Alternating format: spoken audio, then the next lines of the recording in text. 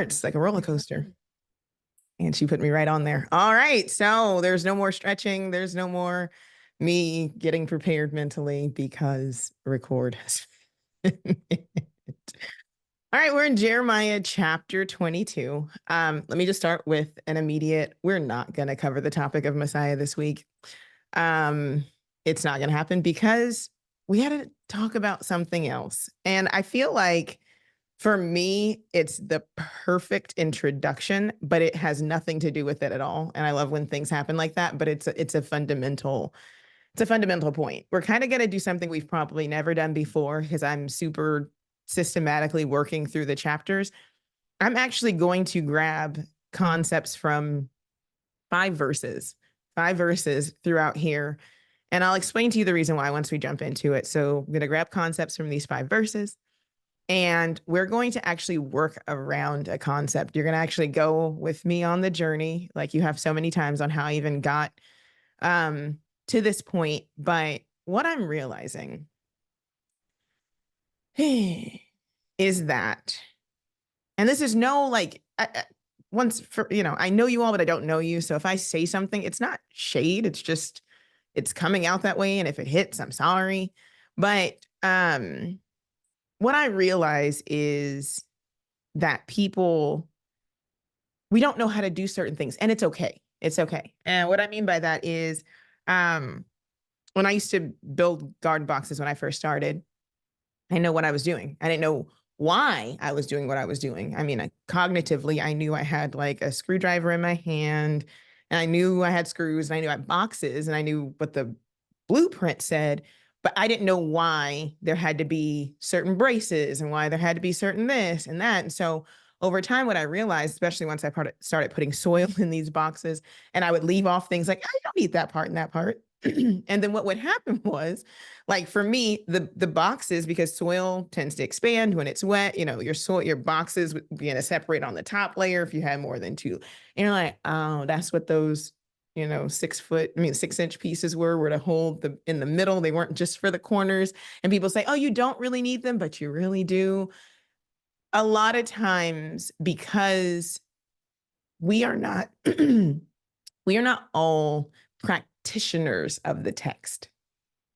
And what I mean by that is a person that takes something on as a practitioner, whether it's a person who practices law, whether it's a person that, practices medicine, and I say practice because it is a practice, you are in a constant learning process. And what tends to happen when you're constantly learning, for the people that I would consider to be, now this is just my personal opinion, how I consider a person to be a good learner or a good doctor or a good pilot, they are constantly learning their craft. They're going to seminars. They're reading the latest research on this. They're looking at academic journals. They're, going to talk with people. They go into residencies. I'm talking about, these are people who are probably at the top of their game, who are still seeking to learn and to grow. And I don't know why. I don't, for the life of me. When it comes to this Bible, everybody wants to get to the place of like, I got it.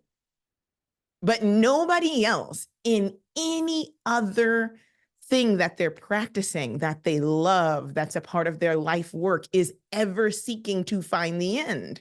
Because they know within the very small amount of time that they have on this planet that they really can't. They have to read and look at other things and bounce information off. But more importantly, they know they have to actually practice it.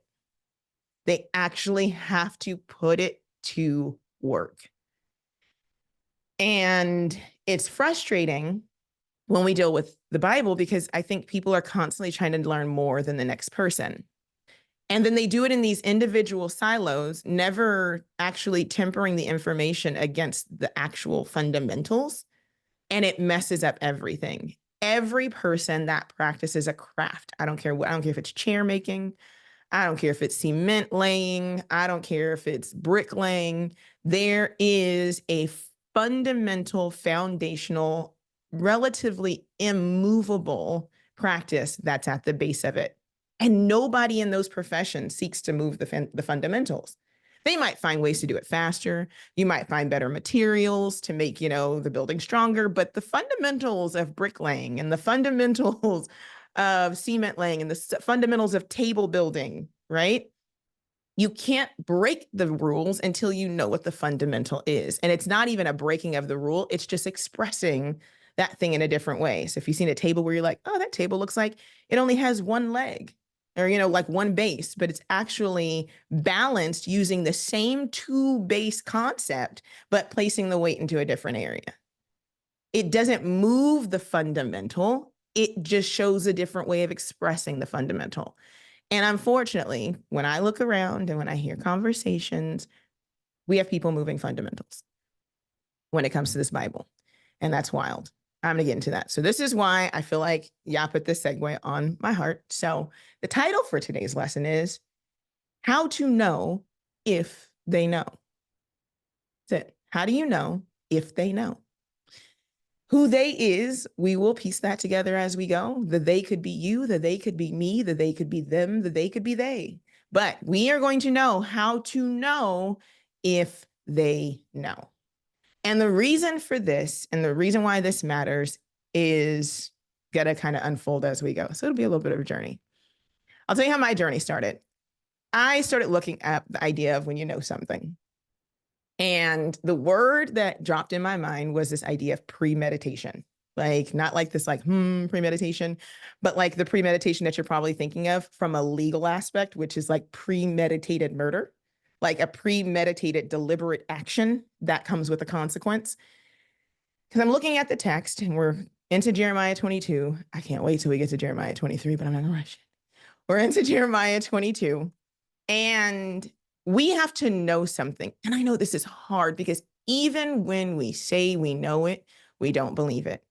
That the actions that we see in people are premeditated a lot of the times, especially when it comes to people who claim to be practitioners of something. It's easy for us to believe that there are good doctors and bad doctors. We're just like, oh yeah, the doctors who are like more holistic, the doctors who, allow for like whole person care. We're like, those people are great. And then, and I don't, not that these are things that I agree with. I'm just stating what I've heard. And the doctors who, may prescribe you things, those doctors are bad. Now, I think both of those arguments have great amounts of bias because there are some things that need a prescription. And there are some things that you can definitely heal by yourself, but it all has to do with the capacity of the person and their ability to actually apply what's being done. And a lot of people just don't have the commitment or the discipline to do so. That's the reality. And then there is the whole messed up world. I know somebody say, well, what about pharmaceuticals? And then there's that. There's people who make money off of things. There's all of those things considered. It's always both and, right? But then there are people within your own spectrum, like within the religious world, who operate quite in the same way, right? You have people who are just doing what they think they're supposed to do. And then you have these premeditated folk. And the reason why I have to get to these premeditated folk, and I couldn't jump into who the Messiah was or is, or who I believe it to be, because that's the point, that's the basis I would go from, is we have to deal with the fact that some people who feed certain things have made a premeditated, deliberate, I guess, decision to omit information. So I'm going to read you guys this thing that I came across, and it's going to seem like, why are you all the way over there in 1794? Because we are. So I was looking at this idea of where we get this idea of premeditated and deliberate from in our legal system. And you're like, why? Well, we get this idea of pre-deliberate and deliberate from a case or like a law or an act that was put into place in 1794. And it had directly to do with murder. And it was pretty much to create a deterrence from people committing deliberate and premeditated murder. And it put into place a difference between what we consider to be acts of, rage that lead to violence, that lead to murder, like what we see in this past week in Torah portion. We looked at Levitical cities, and it's like, if this person murders because of this, like they weren't upset before time and they got into a quarrel and these two people fought and the person was murdered, then they can run to this Levitical city. What it's dealing with is pretty much this law that originated, quote unquote, in 1794, but is actually a biblical principle between somebody doing something premeditated and deliberate versus what they would consider to be, is not really accidental. It's the difference between second degree and first degree murder, essentially. And the difference between those two is both are intentional. Like you did it with the anger and the intent to harm. But one, check this out.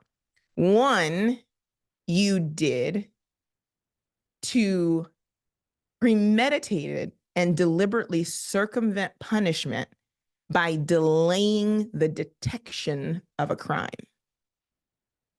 Okay. So the term I've used in the past, and the reason why I'm switching up is for this reason. Term we've used in the past, and it's used in scripture, is presumptuous. That's the equivalent of this idea of premeditated. What that means is, and I'll state it again, that it's not just the crime that's the problem. It's the fact that you covered it up because you knew it was a crime and you were trying not to get caught. And so what you did is you thought about doing it. Then you thought about a way of covering it up. I'm sure a story is coming to your mind.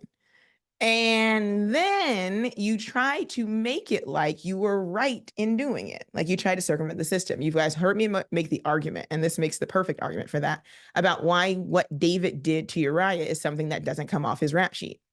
Because it was premeditated. If you go back to it, he slept with this man's wife. Then he called him to sleep with his wife. And then after he wouldn't sleep with his wife, then he told Joab, I believe, to put him on the front line, told the people to take a step back. And then he went to then marry this man's wife. That is premeditated. He didn't just commit a crime, which was adultery, but he sought to cover it up in a way that would circumvent justice. But yeah, it doesn't kill him. He kills the baby. Right? So you see how it works. So this was like it's a fundamental principle that begins biblically, and we may or may not want to agree with this, but our laws, even though they're not applied equitably or biblically in this country, most law has its basis in the ancient Near East and definitely has its basis in Torah. So I'm bringing that up for a reason, because the same thing is true when we talk about or I'll use a friend of mine's term, when we put it into Toralistically accurate terms, when we apply it to Torah, I'm looking at why the judgment that we're seeing, because there's so much judgment pronounced after I was like, look, I'm done pleading with you all. This is just what it is. And it's hard for us to wrap our mind around, just like it's hard for us to wrap our mind around a doctor or a pilot or somebody doing, it's hard to wrap our mind around this. But if we could just get one point before we get out of this lesson, the stuff that people are doing is premeditated. I'm going to give you some terms that people use to tell you that it's premeditated. You see, I've studied this. That's a premeditated thing. Because let me tell you something what happens when you study. When you study and you're not in it on a slant, even if you walk away with, being still a little off, when you go into a study with your eyes wide open, you're going to find things that are going to make you go, didn't see that like that before. Didn't see that like that before. But when a person studies something and they walk away with the exact same thing in the exact same way that they started with, that's a red flag. Because when you look at something and when you go deeper into it, it's going to force you to look at both sides of whatever you're looking at. It's just what happens, right? If you're a medical professional and you go and you say, hey, I've seen people come in with yellow eyes all the time. This is probably pancreatitis or jaundice, whatever. You're like, I've seen this. There's like, these levels are super high. And then this person comes in, you run all the tests and it doesn't come back as that. And then you send them away and you treat them for what you thought it was instead of going further. That is what Hebrews are doing. And then you find out this person has some kind of like rare, I don't know, body internal eating parasite that they got when they were in Nicaragua. And that's what's causing it. But you never look for that because you're just looking at what you've always saw. That is the difference between a practitioner and a person who is just writing prescriptions. A practitioner is like, I have to treat every person as best as I can as an individual case. We know that because certain races of people, based upon their, demographics and areas where they live, come in and have higher predispositions to things. The same is true for Torah. Torah has to be applied what we call equitably. You're like, oh, I've heard that word. Is that some kind of woke word? No, equity means not equally. Everything cannot be applied equally. You cannot give a baby the same dose of medicine that you give a 400-pound man. You cannot apply the scripture to a situation the same way every single time, which is why it's a beautiful living book. So when we put this into Toralistically appropriate terms, I wrote this down. I said, what we do when we know something and we act presumptuously or premeditated with scripture it was what I consider premeditated death by personal affliction, aka suicide in willful disobedience. That is what it is. So when we look at the text, we say, oh, God killed all those people. Yah's gonna do. No. That's suicide. That is a self-inflicted death based upon premeditated disobedience. That's just not it. If a person jumps off an airplane with no parachute, nobody says that the pilot killed the person. Say the person jumped off with no parachute. You don't blame the airplane. You don't blame the pilot. You don't blame the sky, and you don't blame the ground. You blame the person. Now, if the person was told they had on a parachute and they didn't, that's a different thing. But if a person literally says, I'm just going to take my chances, you would say, there's nobody else to blame. You don't blame God. You don't blame anybody else. But so often what we do when we come across texts like we've been looking at where God is pronouncing judgment, we like to blame it on the person that's giving the description of the consequences instead of the person who refused the prescription to cure the illness. Like, no, absolutely not. Okay, one of my favorite verses, and this will be the first time we open up, and this is not one of our Jeremiah verses, but one of my favorite verses is this one. It's a verse in John chapter 9, and it's verse 39. You guys have probably seen this so many times, but I was looking at this idea of, y'all know. Like, how did we know these people know? John chapter 9, verse 39, you have Yeshua, and he's literally, let me see. Oh, yeah. He's talking about, we can kind of go back up just to give you guys some context. So they had cast him out, and they found him, and he says, you're born in sin. I'll get to this next week. It's kind of a segue. So they're talking about who he is. Oh, how can you, being a person who's born in sin, teach us? So they cast him out. And so talking about the man who was born blind, right? So Yeshua heard that they had cast him out. And when he had found him, he said unto him, he says, do you believe on the Son of Elohim? And the man answered and said, who is he, Master, that I might believe in him? And Yeshua said unto him, this is verse 36, thou hast both seen him, and it is he that talks with thee. And he said, Master, I believe, and he worshiped him. Okay, verse 39. We'll come back to that when we get to the Messiah thing, but verse 39, some context. And so Yeshua said, for judgment I am come into this world, that they which see not might see, and that they which see might be made blind. Okay, so the whole point of the miracles, if you guys have no context for this, whole point of the miracles was literally so that these conversations could be had. He said, why is this happening for such a time as this? So that, we could get to these conversations. So he says, I come into the world to judge it, for judgment. We're going to get into judgment in just a second. That those who can't see, that they can, and those who can see might be blind. So some of the Pharisees, which heard this, said unto them, are we blind also? Interesting, right? And his clapback, king of clapbacks, says, if ye were blind, you should have no sin. But now ye say, we see, therefore your sin remaineth. The point of this, the point I bring this up, is the perfect instance of presumptuous, premeditated disobedience. Are we blind also? Who are the blind people? Based upon what he said, the blind people are people that said they could see. So what he's saying is, oh, The issue is you can't claim to be blind because you know. You know.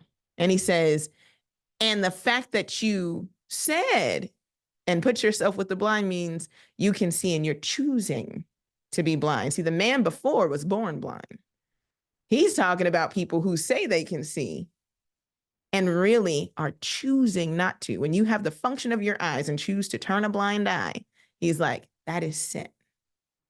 When you have the function of a Pharisee, which is literally a lawyer, and you can't see the law, that's sin. When you say you are a practitioner of the text and you choose to omit and choose not to see because it doesn't fit what you want the intended outcome to be, that's what we call like this is data manipulation, and we'll get into that in just a second. But we're not going to get into the Messiah this week. I just want to show you guys that just as a segue, because we have some groundwork, like I said, to cover, and we have to deal with people, and including ourselves, who want to play. And I had to cross out the word because I used the very, very strong S word. And that word is not a good word. I don't let my kids use it. So I gave some other words that you all could use. Brutish, meaning lack intelligence or reason. Senseless, it means unreasoned thinking, equivalent to like unseasoned food. It's just bland and it didn't really take much for you to get there. And there's a lot of holes that can be poked in it. And then there's the word obtuse, which means slow of mind. Your processor is not processing. I will not use the very strong word with the beginning of an S to refer to anybody, but the idea that people will become brutish. It's funny because the scripture talks about people becoming brutish of mind, and it talks about the people of Israel being brutish, meaning that they choose to lack intelligence and reason. That's why I wanted to use the other word, because really you know better. But what happens is people choose to operate in their lower sense of operation, meaning being brute beast. Yeah, that's how they choose to operate. And it is senseless and obtuse. But because you're human and you're created in the likeness and image of Elohim, you are expected to operate at a higher level of not only thinking, but intelligence and judgment. So that's why we're going the direction we're going today. So we're going to look at the judgments attached to this guy named Shalom, as well as Jehoiakim, because they're the same person, and then Jehoiachin. We're not going to go into it indefinitely, I mean deeply, and we're not going to be very definite about it, because that's where I'm going to start my argument, or my, not necessarily an argument, but my case for why I believe the way I do about the Messiah will start actually in the last part of those judgments. But we're going to look at a couple of things. First thing, I'm going to make a quick judgment, and we're going to just jump to this very quick judgment. We're going to go to Jeremiah chapter 22, where we left off at last time. Last time where we left off, we only covered the first part, and thank you all for being patient, because I know it's like a long intro, but it's necessary, I promise. All right, so we really rested heavily for like over an hour on the first few verses of Jeremiah chapter 22. And in Jeremiah chapter 22, we talked about what it meant to execute judgment, righteousness, and deliver the spoil out of the hand of the oppressor. Do no wrong, do no violence to the stranger, the fatherless, nor the widow, neither shed innocent blood in this place. And he says, if you do so, you're going to have kings riding upon horses and servants and, you know, that whole thing. And he says, if you do these things, but if you will not hear these words, I swear by myself, this house will be a desolation.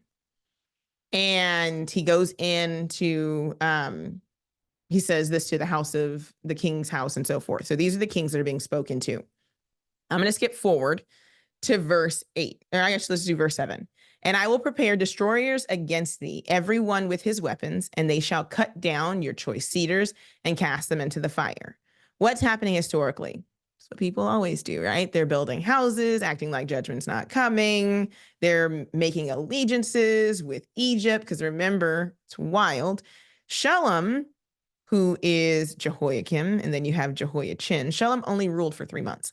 And some places say a month, so less than 3 months as king. And what happens is he is a puppet. He gets put in place after the death of Josiah. And such a puppet that he was born with one name, and the king, the Pharaoh, gives him another name, and he takes that on as his name.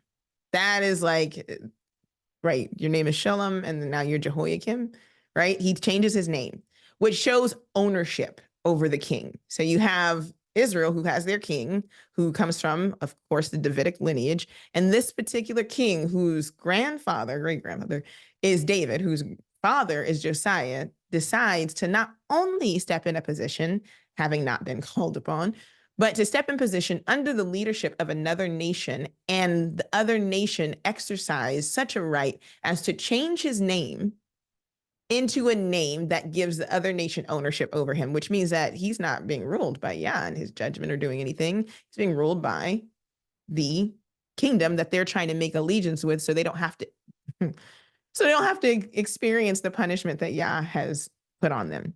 And then you have Jehoiakim and Jehoiachin. Wild. All right. So, and they have an end. So we'll get into their later end. But anyways, you have this, they're going to be cast down, and Yah's like, it doesn't matter what you do. I'm still going to do what I'm going to do. So verse 8 says, and many nations shall pass by this city, and they shall say every man to his neighbor, wherefore hath Yah done this unto this great city? Then shall they answer, because they have forsaken the covenant of their Elohim and worshiped other gods and served them. I'm going to give you this first point. What the other nations know. So say, how what's my thing? How to know they know. Tell you what the other nations know.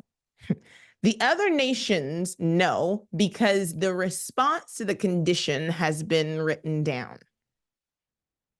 Because if there's a question, when you look at a particular group of people, when you look at a particular group in the diaspora or so forth, when you look at Blacks in America, so we're called, right? You go, why are these people like this? The question has entered the conversation. And if the question is not answerable in socioeconomic status, in systemic oppression, and so forth, you're like, okay, I get that, but why? Many of you all have entered into the process of beginning to walk in Torah because of this very question. Why is it that these people are like this? And you know what's interesting? People have given you so many answers, except for Yah's answer. He would say, oh, you're like this because you're the children of Israel. You're like this because you're chosen. Now you're like, I'm kind of crazy, right? But just a little bit. You're like, I'm oppressed because it's not actually a proper answer. It could be the beginning of the condition before the disruption, but it doesn't answer the question of the condition, right? The answer for the question of the condition, which is the same answer that was given to the nations when they passed by this city that will be desolate. Yah says the answer, then they shall answer, because they have forsaken the covenant of Yah, their Elohim, and worship other gods and serve them. The answer is not because you're Hebrew and white people don't like Hebrews, so they oppress Hebrews. So, hey, white people, that's not the answer.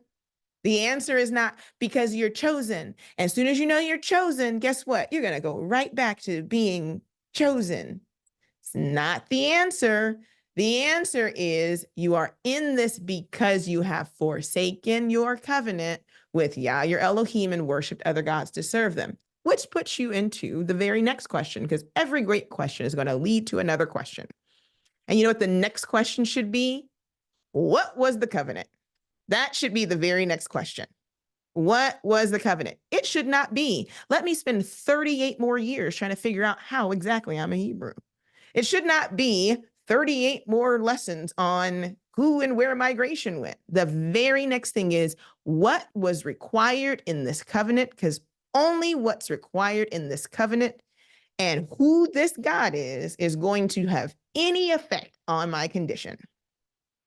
Knowing something doesn't fix anything. So Yah answered with the condition for, what this condition is, what it meant to the nations. And it's funny because we are using the curses, like I said, to identify who we are, but Yah said the curses should be used to identify who we disobeyed.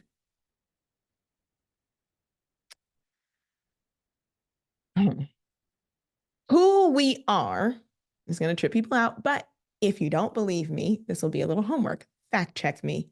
Who we are has never been lost. Not only has it never been lost biblically, but it has never been lost historically. That's why most of you watch all the YouTube videos, because people are bringing out all of this never been lost information. The information isn't gone. If you can find it, it's not lost. If it's still there, it's not lost. So a person compiling lost information, it's not lost, especially when they're finding it in books and historical accounts. Guess who it's lost to? It was lost to you. It wasn't lost on the people who talked about the wandering Jews of Africa. It wasn't lost on the Limba tribe. It wasn't lost on people who charted the Akan all the way over to Jamaica. It wasn't lost on the people who got the people here in Americas and they learned Hebrew and were still speaking their original language. That's not lost. The same argument that you make when you say people aren't lost. They've always been here because the book didn't have a people and people didn't have a book. That means it wasn't lost. What happened is we lost our minds. That's what scripture says. Yah never forgot. So if Yah never forgets, it's never lost. But then on top of that, the nations then take these people into captivity, knowing who they are. Doesn't seem like lost to me. Right?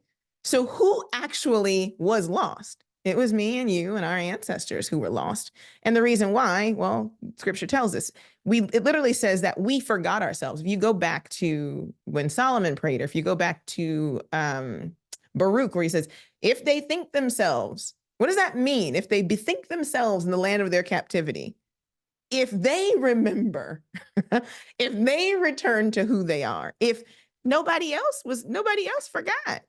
Everybody benefited from you not knowing, right? If you didn't know that $100 was more than 4 quarters and you liked shiny things, then I could just keep giving you 4 quarters every time you got $100 and I'm getting rich because I'm only paying $1. I'm making $99 every time I exchange money with you because you don't know the value of $100 bill. You see 1 bill, but 4 shiny things. 4 is definitely more than 1. That is the equivalent of Satan level deception. It is to keep you indebted. So, you think these foods taste good, but they're actually foods that keep you cursed. So I'll keep feeding them to you. Why? Because you're hungry, because you're oppressed. And we also know that this keeps you oppressed. I'll just keep giving you the things that keep you giving me giving you 4 quarters for $100. And that's how you prolong debt, prolong sin, right? We lost our minds. We were like the prodigal son eating. Well, he was even smarter than us because he almost ate out of the pig trough. We ate out of it, right? He didn't lose his mind. He's like, I can go back home. We were like, you know what? I'm going to keep doing this because we were being deceived in the process. It was part of the punishment. We lost our minds. We forgot ourselves. We got beside ourselves is what the old folks used to say. And nothing like 400 years of captivity to make you go, I think I like this anymore. Think I want to think about something else. So we went over this in Leviticus 26, when they repent, when they return, when the waters recede, when they're brought back mentally, when they return to themselves, when the spell of disobedience wears off, right? You're enchanted. You're under a spell. When the spell wears off, then they will know. But what's crazy is there is within our own house, I had to get back to that. The corruption is within. The corruption to remain data deficient, to remain in a deficit, did not begin on the outside. It started on the inside. And if you want to talk about what the adversary does and what he knows is, you do the same thing if you want the same results. If I already know what gets these people caught up, then I got to do the same things over and over and over again. I'm going to do the same things over and over again because guess what? They don't know. They don't know, but they don't know that the people that they trust to know do know and choose not to know. You have to rewind that because I can't say that again. So let's look at it. Let's go. And I told you we're going to jump around a bit, and it's not in any way to cut out anything. I told you we're going to come back and we'll read through next time through everything that it says about Shalom and Jehoiakim. Here we go. Let's start at verse 11. For thus saith Yah, touching Shalom, the son. Here, let's just read through it. We'll read through it and then we'll come back to it in depth. So they forsake Yah. So what does he say? Weep not for the dead, neither bemoan him, but weep sore for him that goeth away, for he shall return no more, nor see his native country. That is a terrible thing to have said to you if you actually had a country. We're constantly used to being displaced. So that's like, I've had to move. But if you've only known one place and where your family has only been in this one place, I mean, some of you have that experience with maybe your hometown or maybe where you are now, but that's not a thing you want to hear, that you're not going to see this country again. For thus saith Yah, touching Shalom, the son of Josiah, king of Judah, which reigned instead of Josiah's father, which went forth out of his place. He shall not return thither any more, but he shall die in the place whither they have led him captive, and shall see this land no more. So it's literally, when it's like this means that this is somewhere else. So you see it? Isaiah 57:1, 2 Kings 22:20. So when it's kind of put in like a poetic thing or like it's quoted, he's quoting something. And he says, apply this to this particular person. Now, if you go back and you read a story, he literally dies in captivity. Okay, so prophecy literally is fulfilled. Verse 13, woe unto him that builds his house by unrighteousness and his chambers by wrong. Now, of course, it's talking about this practice at this time, but these things are applicable. How are you building up ministry? How are you building up your biblical foundation? What are you doing? Where are you gathering this stuff from?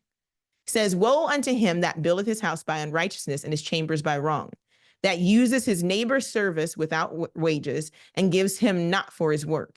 That says, I will build me a wide house and large chambers and cut him out windows.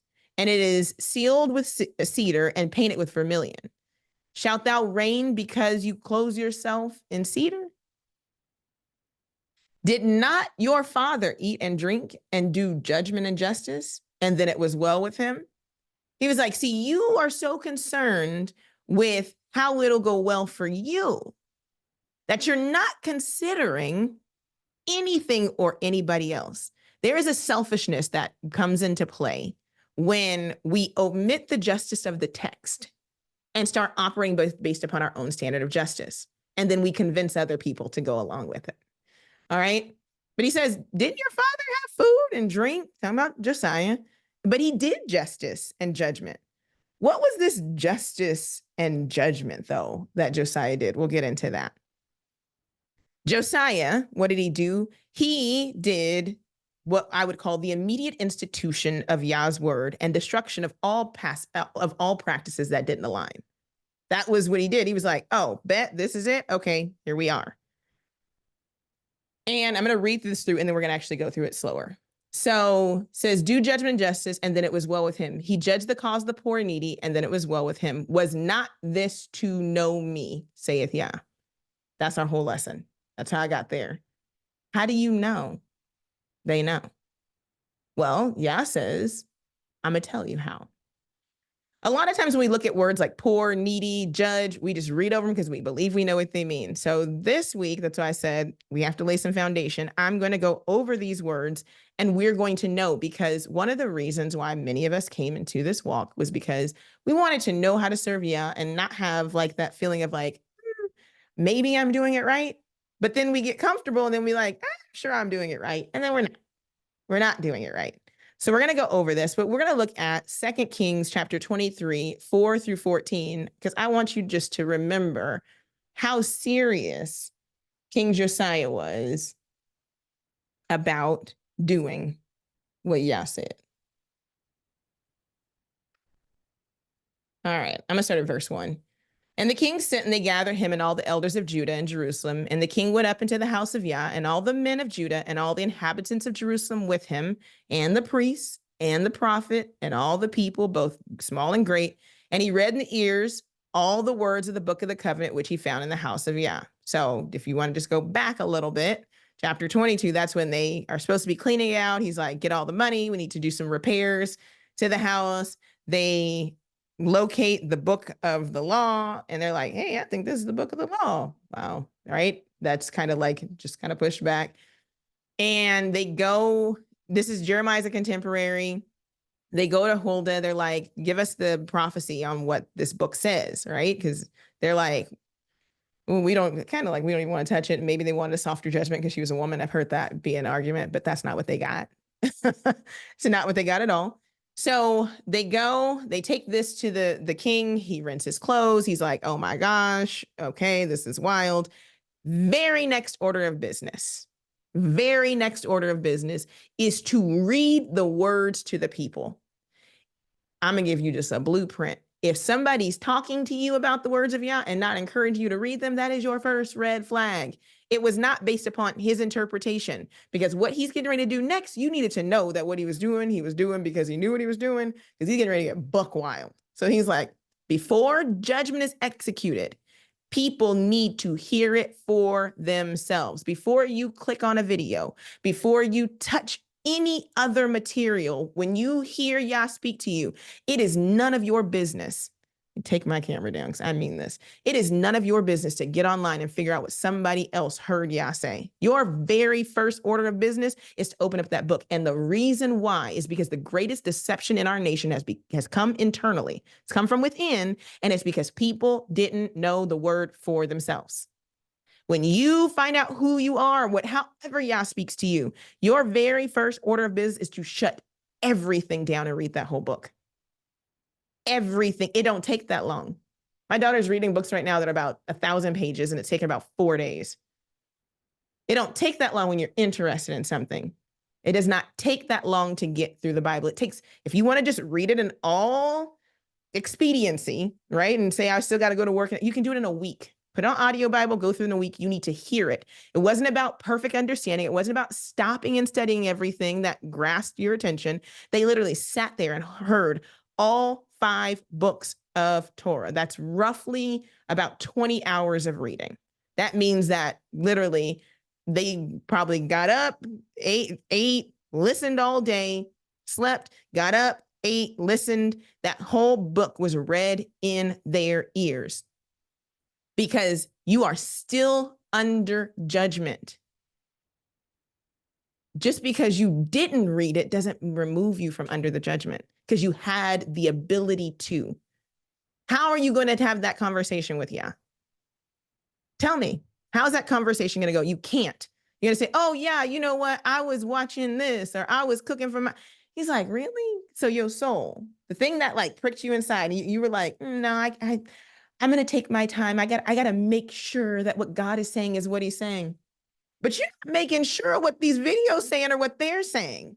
And you will listen to, if y'all go back, and I'm not coming for anybody, but I kind of am. Go back and check how many hours you spend on YouTube.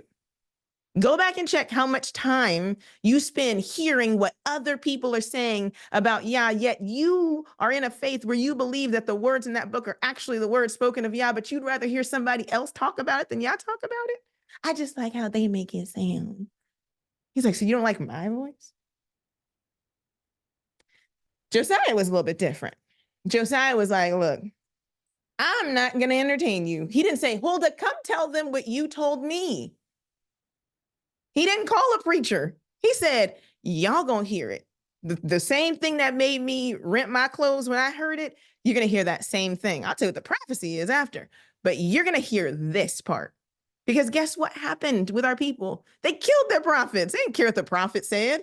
Jeremiah was like, you're going to hear it from Yah. Because if I put somebody up here and they said, you're going to want to hurt them. He actually was sparing Huldah's life. Right? Like, seriously. Okay, let's see what he does. Let's see what he does. I don't even know if we're going to make it through this lesson. All right, so he goes and he reads the book of the covenant. The book of the covenant. What did Yah say? He's like, oh, they've forsaken my covenant. What's the first thing Josiah does? Say, they need to hear the covenant, right?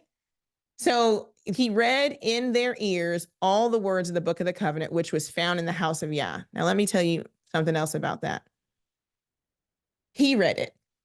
He wasn't scared, because what he was getting ready to do, he couldn't be scared.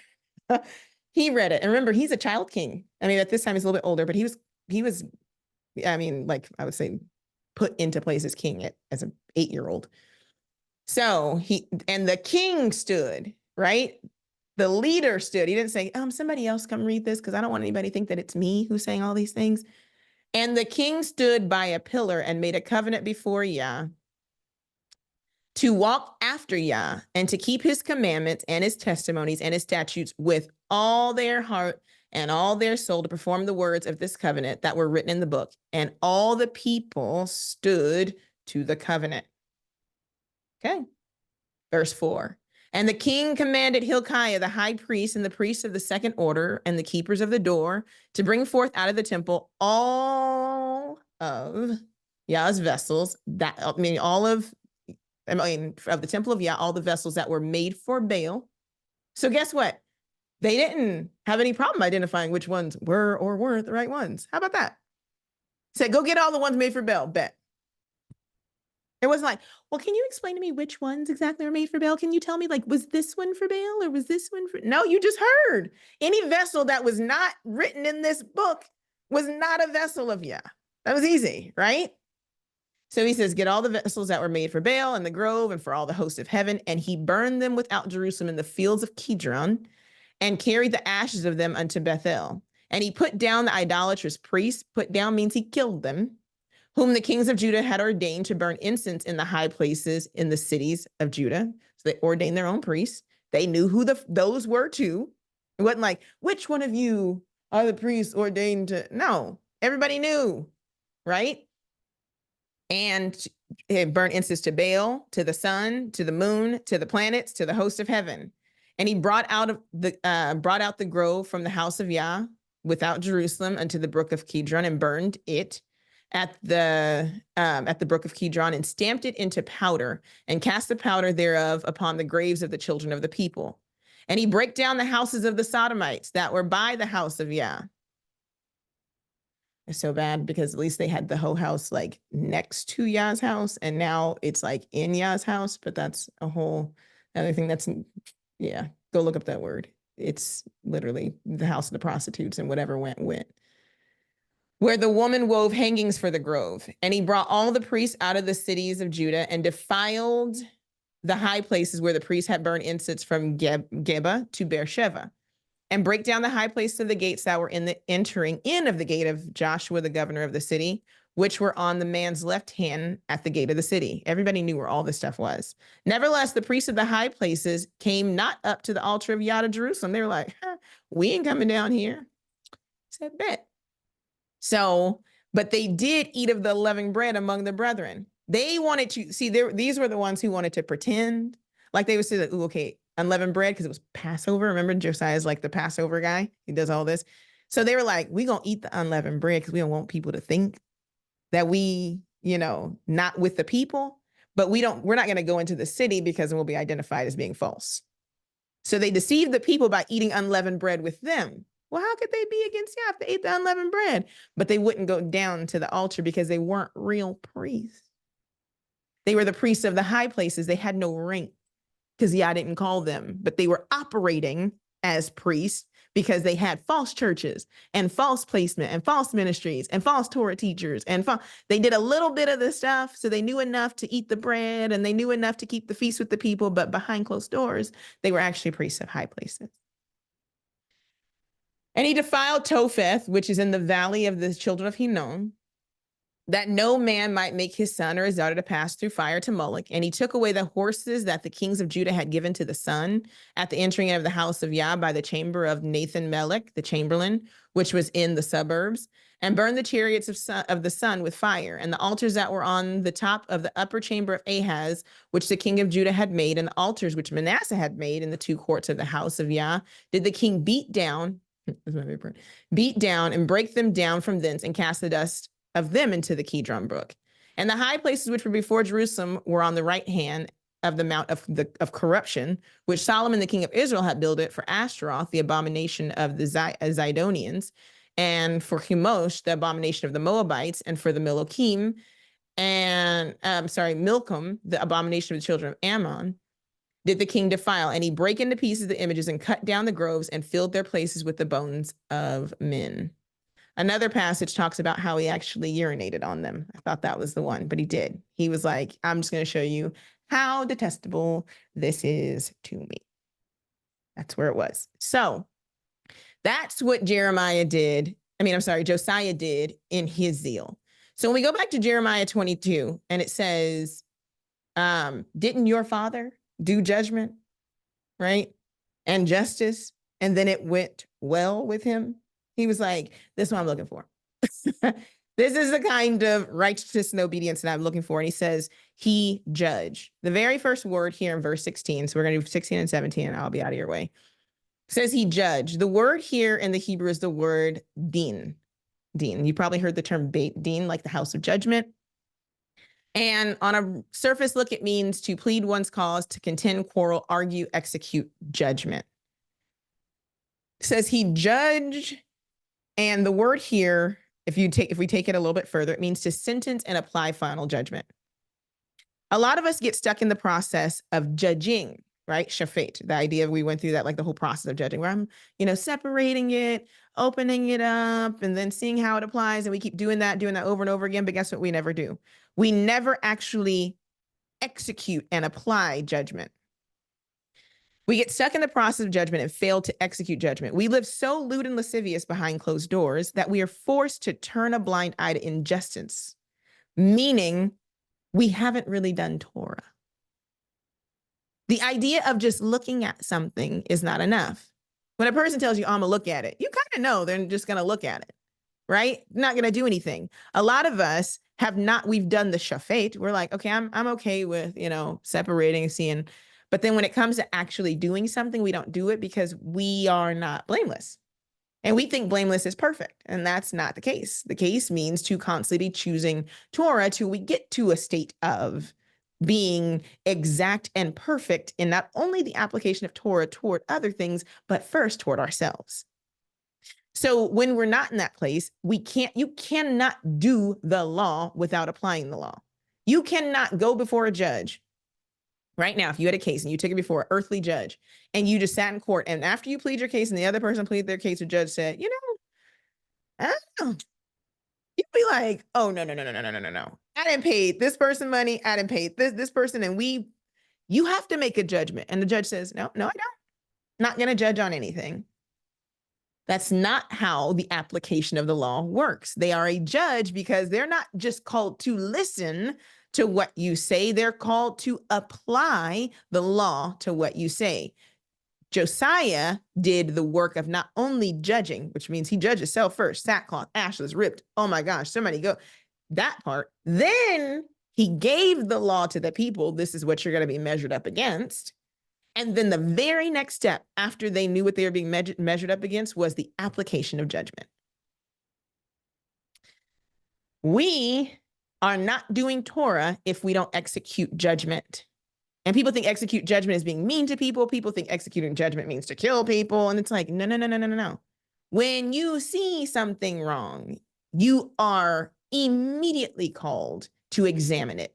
Once you examine it, you in all expediency have to do something about it, or it's on you too. Literally, until Torah is applied and we begin sentencing and moving according to the law, you are not actually doing Torah. To keep something doesn't just mean to hold on to it. It also means to contend for it. When a person does something against Torah, they're not just doing it where you say, well, it don't really bother me. It's not about you. When you say you are a keeper of Torah, then you will contend for Torah. When somebody also says, I keep Torah too, and they're misapplying the law, and they consider themselves to be, because if you speak that, then you're saying, I'm also in a seat of judgment. You will judge the people improperly, which means now we have multiple different types of judgment going out. This happens in court. For any of you who have ever been to court for anything, they have certain things where if something, it's very hard for something to get to the Supreme Court. You all probably should know that just from civics class or whatever. It's very difficult because when you go to appeal something, a lot of times the judge who you go to the appellate court to is more than likely going to uphold what the other judge said, because you don't want a disjointed circuit where this person says this and this person overrides me. It's like it doesn't happen. It creates an issue. So especially say you're in the same court and you choose another judge. You're like, I don't want this judge's judgment rule. I'm going to appeal in the same court. It is more likely that that judge is going to agree with that other judge, even if There's a little bit of area where it's like, oh, I'm not sure, because it causes inconsistency within the ruling in that space. So you have this thing where when we have people who are not applying Torah correctly, what we're saying is then a person can do like what they were doing in Josiah's time is, if I don't like what this priest is doing, I can go to this priest. If I don't like what this judge is doing, I can go to this judge. Because see, I like how they interpret Torah better. And I like how this person does this better. And then you have a disjointed space. Well, I'm going to take a little bit of what this person says and a little bit of what that person says. And it's like, but you have the book of the law. You don't have to take a little bit. You don't have to piecemeal anymore. You have the whole thing. So if this person's not doing it correctly, drop them. And if that person's not doing it correctly, drop them too. And let Yah be true and every man a liar. That's the easier way. It's lonely, but it's easy, right? It's like, but then who am I going to listen to? Yeah. How about that? Who would have thunk it, right? That's all you're supposed to be listening to when you listen to a person anyways. That's it. If it doesn't align with the law and the prophets, it's done. Well, they give a really good point. They make a really good argument for that. If it's not within the law and the prophets, it's over. You think if people could have got rid of Paul, they wouldn't have done it a long time ago? Like really, really, really? But guess what? A lot of people who know the law and the prophets like, oh, that was Torah. Oh, and that was Torah. I'm guessing we have to roll with that. All right. So you cannot keep something that you won't contend for. Josiah contended for the Torah. That's not arguing. I'm gonna read what I said. I said, that's not arguing either for you keyboard, YouTube, Facebook, blogging, spiritual gangsters. That's not what it means to contend for Torah. Because a lot of times when people are arguing, they're arguing against what they don't agree with somebody saying, or you're bringing up things that are personal for people, but you're actually not contending for Torah. That's not contending for Torah. You want to know what contending for something means? You go ask some of those military people that stand outside of a building that they don't know what's even inside of it and will plow you down with bullets this long for trying to enter into it because they're guarding what's in there. Contend means to literally defend it and to uphold it because that's what you're on assignment to do. It also means to live up to it so that when it's time to contend for it, you don't have a problem. You don't go, well, my stuff, I'm not going to say anything. Well, people, he is a human. Well, she is. No, absolutely not. That's not how the law is applied. It's not how the law is applied. We cannot continue to do that. We are literally called to execute judgment. And if we don't, guess who then gets the judgment executed on them? Us. It doesn't move to somebody else. Okay, you won't do it, then guess what? Now I'm going to execute judgment on you. And then what is Yah going to do? And I'm going to do it to them too. Because why? Because Yah, he's like, I'll do it for my name's sake. You know who contends for it? Me. So if you won't, guess what? You'll get judged by it. And that person's going to get judged by it because I'm going to always be right. This law is right and true. Always. There is no flaw in Yah's Torah. Not one. Not a single one. The flaw is us. All right. Next word he says here. He says he did judgment and he judged the cause of the poor and the needy. The Hebrew word for poor here is the word ani, but it's not ani like I. It's ayin nun yod, which means to judge. A person who is afflicted, brought low, or humbled. It comes from the root word ana. Okay. This word is not just financial. When a person hears poor, they immediately say financial. Bob Marley said that. He says, do you talk about poverty? He's like, person who's poor is a person who thinks that money is the only way to have riches, right? Bible's not talking about poor. There's a different word for to be financially without, and we'll see that in a second. But here, this is not just financial, although it could be. This is speaking of a person who has had their rights violated. We have certain rights according to Torah. Women do, children do, men do, property rights. We have a law that functions as a national law. This is not some religious patty cake. Oh, be kind to one another. And it's not some just blood ritual. It's not, this is literally a law that could be used to govern, will be used actually. The law that will be used to govern the most perfect nation under the most perfect king that the world has ever seen. We're not getting a new law in the millennial kingdom. It's going to be this executed perfectly. So if it's good enough for the millennial kingdom, guess where else it's good enough for? Me, my mind, my heart, my house, your house, this city, this country, this world. There's no flaw in it. It covers everything, and the things that are not covered, it is within the realm of those who operate without respective persons. It's within the realm for them to then judge and execute according to that. Yeah, even leaves room for that. Right? Zelophehad's daughters, it was in Torah portion, right? Came up again. It's like, wait, but if they marry and they marry people outside and it's not supposed to move outside, he's like, I like how you think. Why? Because you are supposed to be the ones who have the right to judge. Yah could have just wrote down a bunch of rules and said, follow them. But he does it in a way that makes you think and apply it to circumstances that come up as a part of the human condition. Because Yah is not a God who's afar off. He's near. Meaning there are going to be things that come up that you're going to have to apply Torah to that he shouldn't have to spell out, because the righteousness in your heart should force you to apply them according to Torah. Shouldn't say, I don't know what to do with that situation. You don't. So you can't see where that should be applied. He's like, you don't even have a right then to the kingdom. If you are not going to contend, meaning say, I got to really sit with that and say, okay, where this is good, this is not, and this is. Anyways, so he says, when it comes to the idea of the poor, to those who have had their rights violated. Now, how would you know if a right has been violated if you don't know the law? Again, how would you know if a right has been violated if you don't know the law?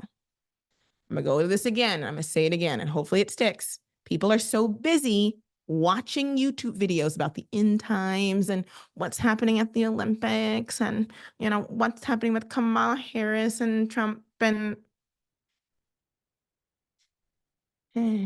what's happening with your identity and who people are coming up against. And Yah is like, did not it go well with Josiah because he knew the law? That didn't stop what was happening in Babylon, didn't stop what was happening in Syria, didn't stop Isaiah's prophecy. But guess what? It reformed the nation. Josiah didn't get up and read one current event. He didn't get up and say, and the end of the world is coming. What to do at the end of the world? And this is the end of the world. He didn't do that. He was like, if the world is ending, if I had one thing that I could tell everyone, if the world was getting ready to be judged, it would be to tell them to read the book of this law. Who cares? I hate to. Okay. Can you stop it? Can you stop the man coming riding the pale white horse?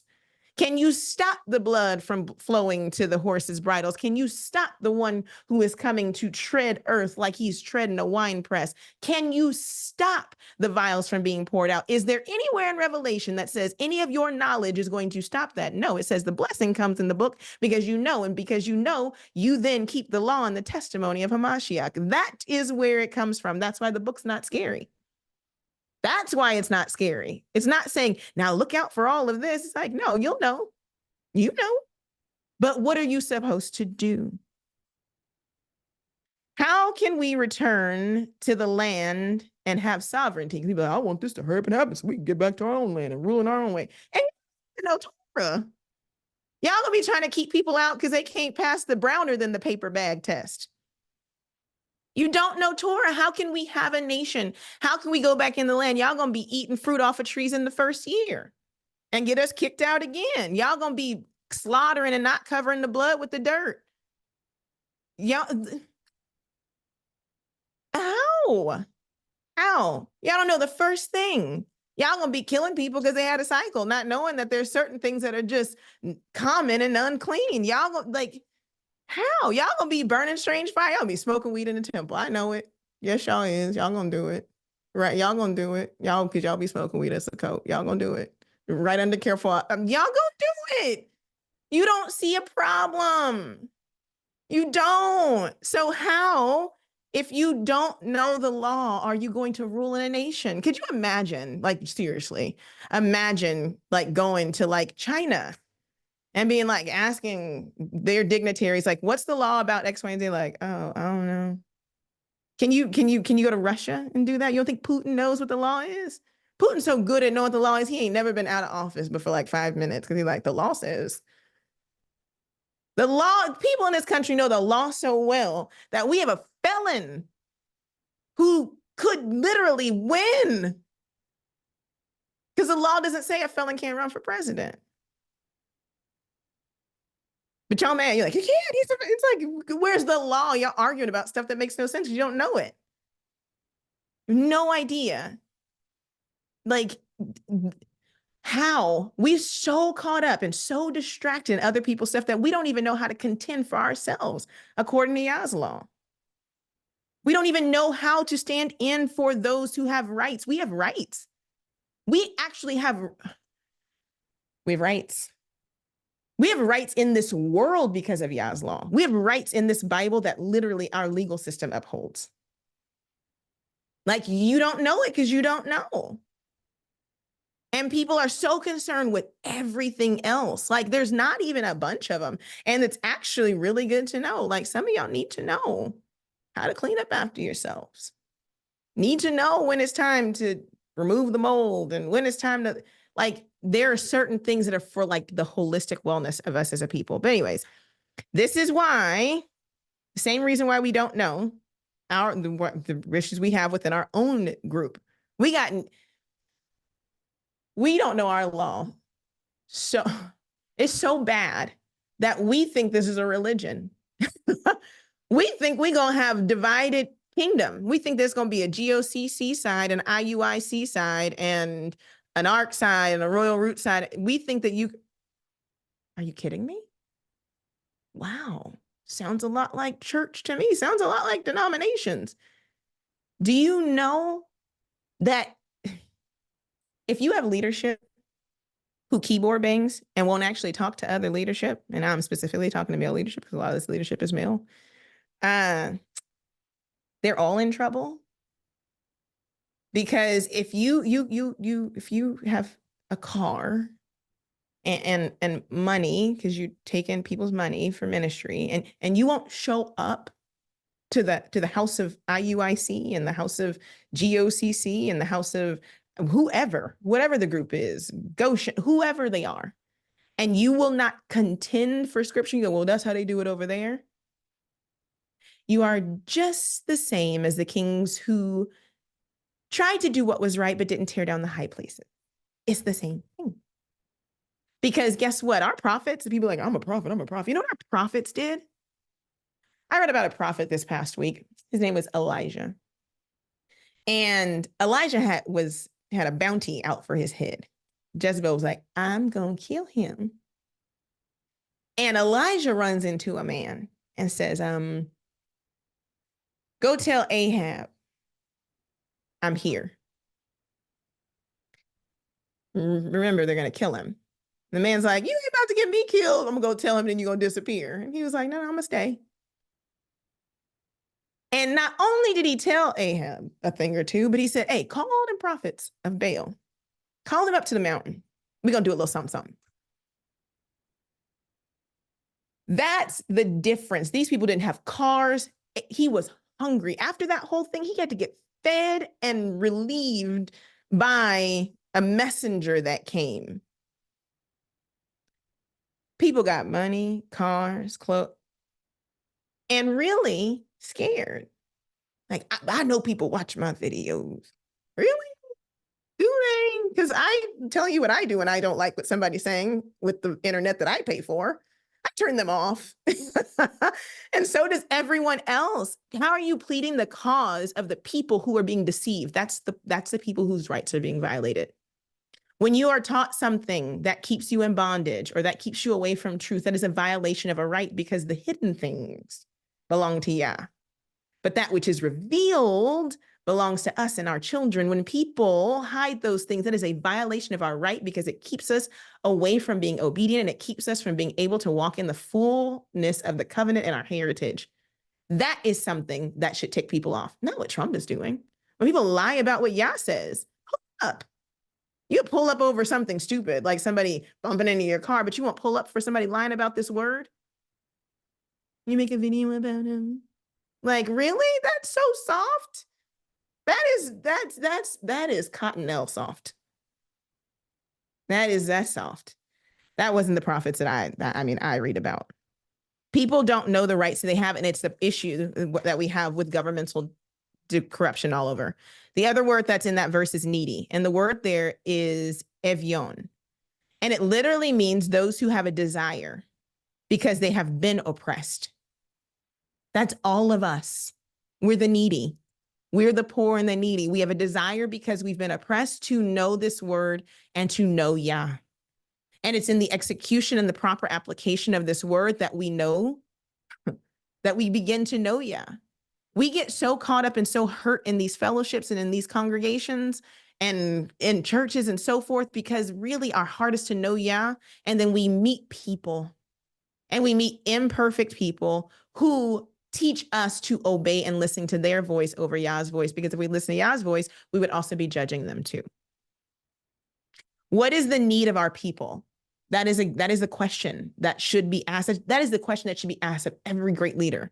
Solomon goes down as a bad king, but the best question he asked was, yeah, I need to have wisdom so I can judge your people righteously. Why? Because they have a need. They need to have judgment executed. They need to have a person contending for the faith. They need to be restored. That's the need. We would have to judge and look at the condition of our people and apply it according to the areas of deficit. Everybody doesn't need money. Everybody in this captivity isn't broke. So that's not the message for everybody. Everybody isn't unhealthy. Everybody is not struggling with reading, which means that people who are in ministry, people who are doing the work, who say they're called, should not all be doing the same thing. Everybody didn't go in and offer sacrifice. Some people carried the sockets. Some people carried the curtains. Some people were responsible for the outer gate stuff. The fact that everybody's doing the same thing means you don't know the law and you don't understand the proper function of a nation. You play in church where there's pastors and there's people that listen and there's singers. Now there's just rappers, but there used to be singers too, right? like that is what people are doing, and everything else seems lower. But you know what would have been weird? I asked my kids the other day, we were reading through an older Torah portion. I said, how terrible would you have felt if you were the person responsible for the sockets and you left them at one stop on the journey? I said, see, you would think that holding a bag full of sockets or a sack would have been would have been a menial job. But you can't put up those big curtains or those big rods or those without the small things, which means that there's no insignificant function in a nation. You look down on the person that sweeps the road, but have you ever been to a city that didn't have street sweepers? Have you ever been to a city that didn't have people who didn't maintain the plumbing and the sewer? Like Houston, it doesn't smell good when it rains, when you have poor plumbing systems. So you look down on people that you think do low things, not realizing that it's all necessary to make a city and a country and a nation function. Like you look like, oh, the high priest didn't see his job like that. The person that opened the doors that you just walk right over. Nobody thinks about that. But you have people who don't understand the law, so you don't understand the function of the quote unquote menial. But then the same book that says if one jot or tittle, one very tiny yod is not in place, that the whole of the earth will roll up like a scroll. But then you treat the insignificance of rolls in that same exact way. Everything in this law matters. It's not like American law where you have laws that say you can go to jail for chewing gum that never came off the books. That's not what this is. Judging the cause of the poor and the needy, meaning to go back to look at how these people came out of captivity and what's needed for people that have been captive. The same things that's needed for people who just been in captivity a little bit is not going to be the same for people that's been in captivity for a long time. It's not the same. Same things that are needed for people who never lost their language are not going to be the same for people who don't even know how to read in English. That's why it said the strong P word. It very, very makes me very upset when people tell people not to learn the language. Because I'm going to tell you another thing, learn English too. Like, that is wild. There's no other nation of people who would teach people to not be able to communicate. I don't care if it's to communicate with your enemies.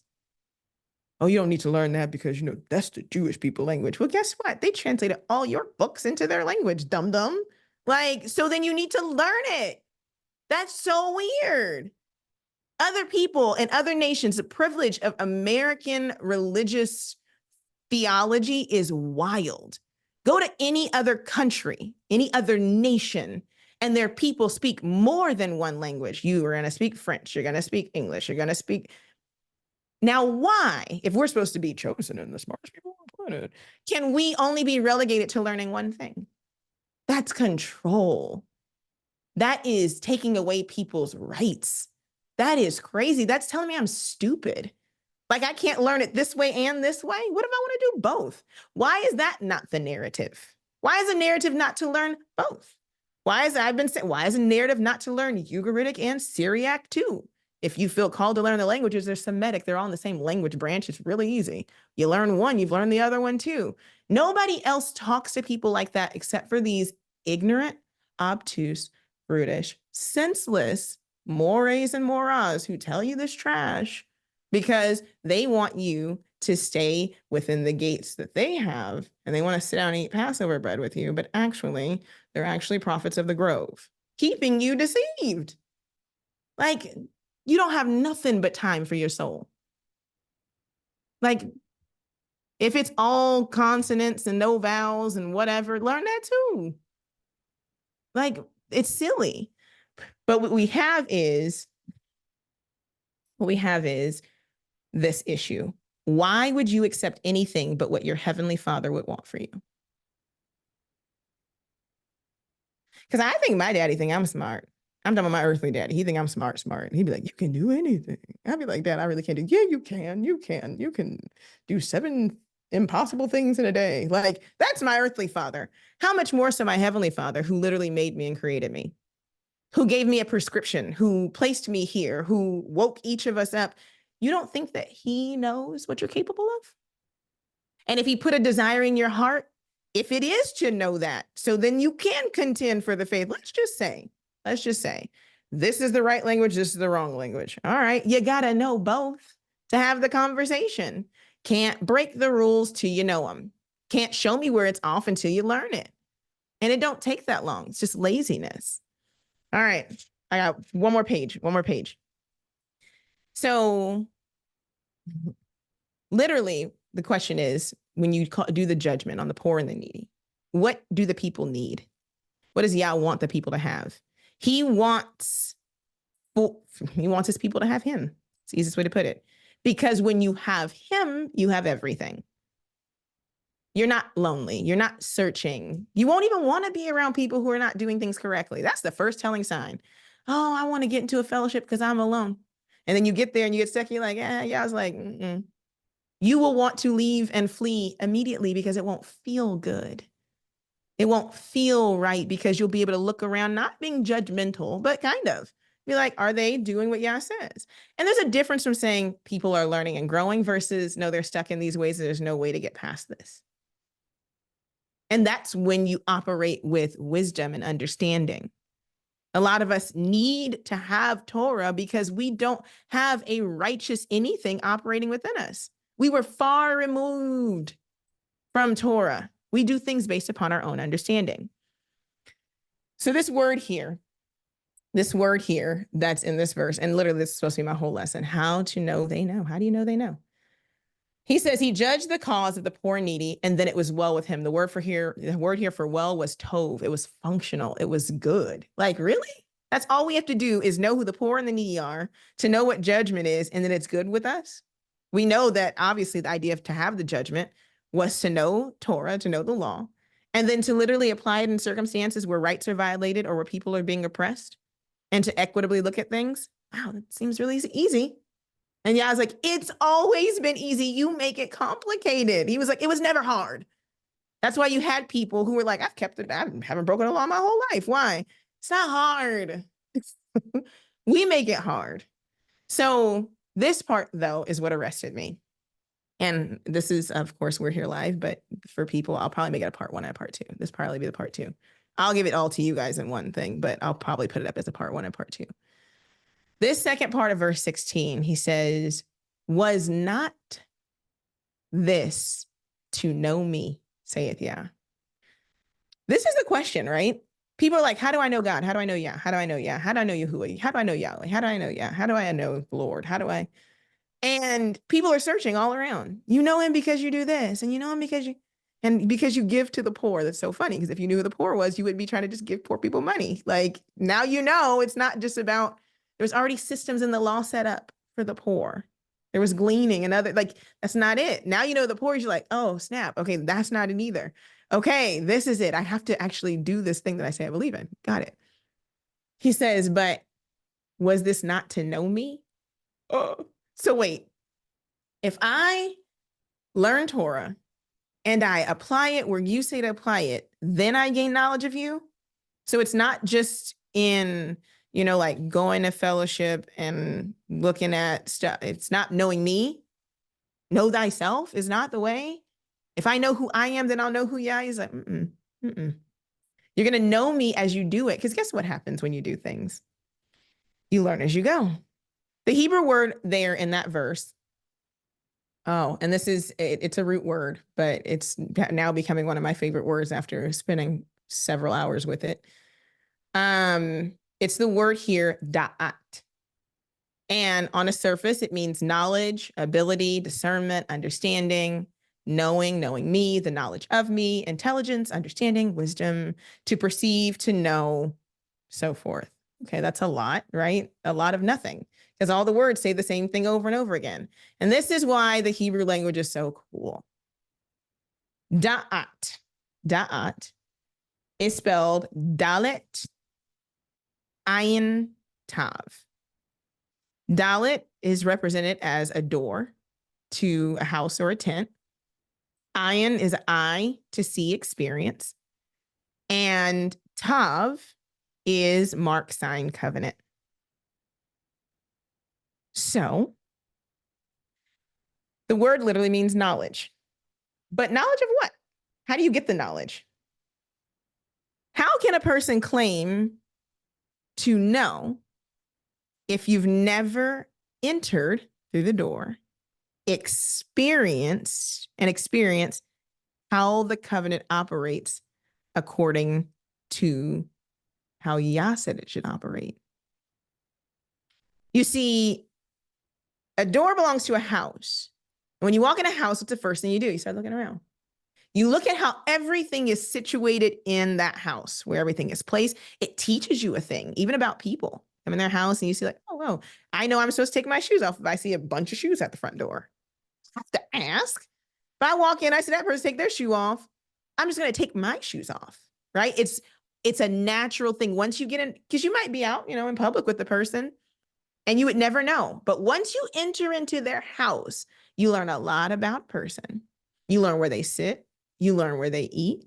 You learn what they read. You learn, where they keep their mail. Everything is they live there. It's your living quarters. It's how you live. Yah's house is the same. That's why it's so beautiful, flyover country from a lot of people. When you actually do read, even if you don't fully have the full picture and understanding, when you see how intricate certain things are. And there were 7 of these and this many of these, and they were coupled like this, and they have this like this, and it's all a representation of the function of his nation. Those clasp and things are called akot and akayot and akim, called brothers and sisters. Couple the brothers and couple the sisters and couple. That's how it sounded in the language that don't nobody want to learn. That's what it looked like. So you would see sisters and brothers in the construction of Yah's house. You would see the place of sacrifice and the place of eating. And you wouldn't just see blood ritual. You saw the priests who sat down with their families and ate. And you saw the different courts and the different areas and how you wash and how you bathe. And you would go, oh my goodness, I like how this house functions. I'd eat here, right? You see somebody who got their dog licking the cake spoon. You're not eating cake in that house. Like, that may not be what you like. The lick mix, you like, no, if the cat's on the counter and the cat's hair is, you're not going to eat in that house, right? It's just not going to happen. No potlucks for me. It's just not going to happen. But when you're inside and you see proper function, you go, oh, and especially if they vibe with you on how they keep stuff, you're like, this, right? Like, this feels like home, right? Interesting enough, though, many of y'all are trying to change the house and the covenant, and y'all just got here. Y'all done walked into the house and say, oh, no, I don't take off shoes at my house. Go outside, check the address, look around. This ain't your house. At your house, you could do what you do at your house. In this house, this is what we do. If you don't like how we do things in this house, you don't have to come in this house. See, some of y'all are a little bit too open with your spaces. No. Then you cringing the whole time they're there. Oh, I don't like when people touch that. Oh, I don't like what. You're like, tell them how you like it before they get there. And guess what? They can choose to come or not, but it ain't no loss on you. Yah is like that. He's like, let me tell you something. I'm going to tell you how I like it before you step in the door. But what people are doing, because they claim to have gathered knowledge from Yah's law. This is going to sound crazy. They claim to have gathered knowledge from Yah's law to explain Yah's law better than he explained it when he wrote it. They're like, oh, no. See, he didn't mean that you had to do X, Y, and Z. No. What he meant exactly was this. Actually, I know that's on that wall, but you can move it to that wall. Come in, rearrange the house however it makes you feel comfortable. And I'm not talking about church. I'm talking about Hebrews. The chamber to the left is where the multiple wives are. And the chamber to the left is where crustaceans who have fins and scales like shrimp are not actually unclean. You can eat those. And over here, this is where the non-messianic chamber is. And over here, this is where you don't need atonement is. And over here is the place where you can't keep the feast days if you're not in the land. And over here, this is where the land is not actually the land, but it's somewhere else. And over here to your left, this is what we have. They just added little walls and little windows into Yah's house to fit everything that they wanted to fit. You know, similar to the people that opened the wall and turned and bowed their face toward Tammuz. It's not uncommon for our people to behave like this. It's not nothing new. Didn't he say grab the vessels from Baal out of the house and grab the stuff that was made for the grove out of the house? People have always been bold. That has never been the issue. The issue is that those of us would go in and see it and be like, oh, they got that in their house? And not say nothing. Josiah was like, here, I see some stuff. I'll snatch it off your walls. Like, that's the difference, right? This word for no. So we have people literally moving stuff around, not realizing it had to be that way. Weight-bearing wall removing Hebrews will cause the whole house to fall on the whole people. Da'at is the training in justice. Justice is righteousness and judgment, what we went over last week, that builds capacity. You don't just start off, just because you start reading something, now I know. What happens is you build a box. That's how the brain works. I build a place to contain it. And then as I read the law more and more, guess what? More and more gets deposited every time.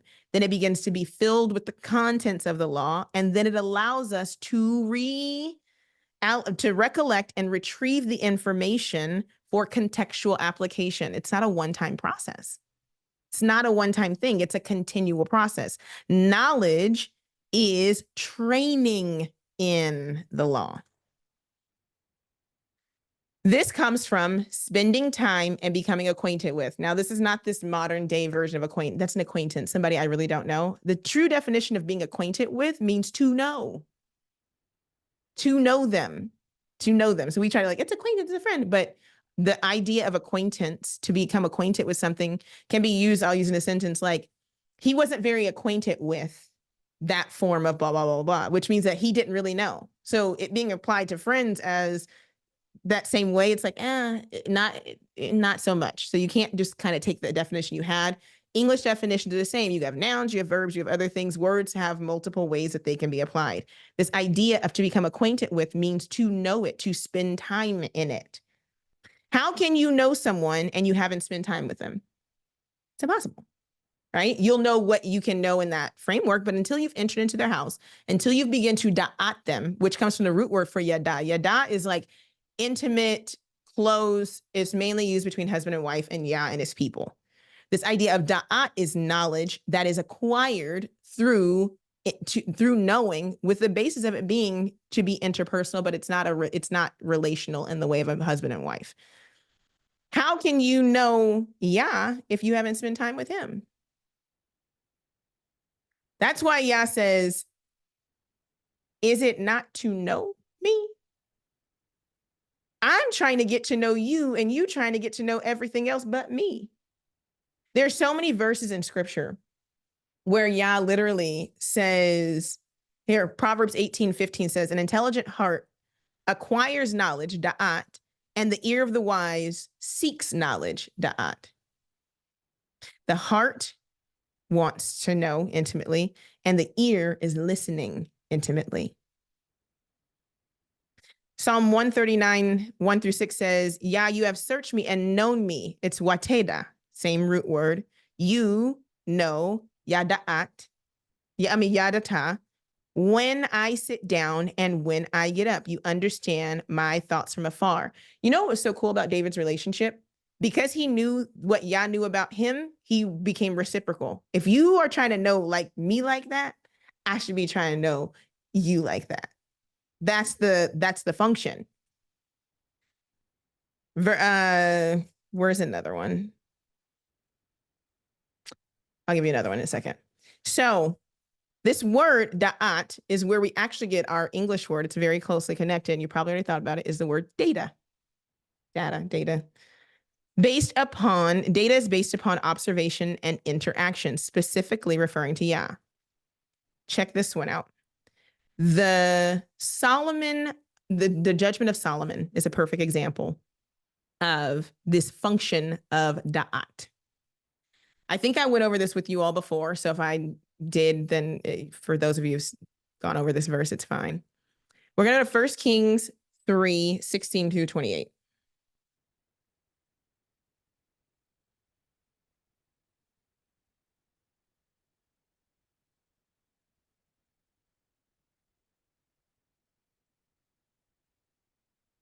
I'm actually really going to do the first verse because most of you know the story. Talk about wisdom and judgment. If you were applying the law based upon your very, very simple and very, very unlearned approach, you would have never moved past verse 16. Verse 16 starts with, this is a king getting ready to judge. Then came there 2 women that were harlots. For all of you who don't know what a harlot is, a harlot is one who commits fornication, is unfaithful, and is a prostitute. One who seduces one to fornication, and often can also be connected to whoring after strange gods. Okay? If you know the law, there is a punishment for this, and it is death. You seduce somebody to go after strange gods, you die. If you're just going around whoring within Israel, you're supposed to be put out. There's a lot of negative, it's negative, it's all negative, right? But it's interesting. These 2 women who were harlots came to the king and stood before him. Now, in the way that we apply law nowadays, because we apply law based upon appearance, you would have not even heard the cause of the harlots, because you would have termed, because of Torah, they had no right to stand before the king, because the only judgment that should have been judged is on their harlotry. 17. And the one woman said, and she had nerve to talk, "Oh, my master, I and this woman dwell in one house. We live in a whole house," is what she's telling him. "And I was delivered of a child with her in the house. And it came to pass the third day after I was delivered that this woman was delivered also. And we were together. There was no stranger with us in the house, save we two in the house. And this woman's child died in the night because she overlaid it. And she rose at midnight and took my son from beside me while I slept and laid hers in my bosom, her dead child. And when I rose in the morning to give my son to breastfeed him, behold, it was dead. But when I considered it," she said, when the light came out and I looked at this baby wasn't mine." That's what she literally said. She wasn't like, "And I thought about it. Did my baby die?" No, I gave birth to this. The light came up. It was dark. I looked and baby wasn't mine. She said, and the other woman said, "No, the living son is mine and the dead is her son." And this said, and said this. No, and they went back and forth. And they did this before the king. And the king said, the one say, "My son liveth." And the other one says, "My son is dead." And the other says, and he did the back and forth thing. And the king said, "Bring me a sword. And I'm going to execute judgment," right? "I'm going to apply judgment." Why would he say, "Bring me a sword"? Would his judgment would have been wrong?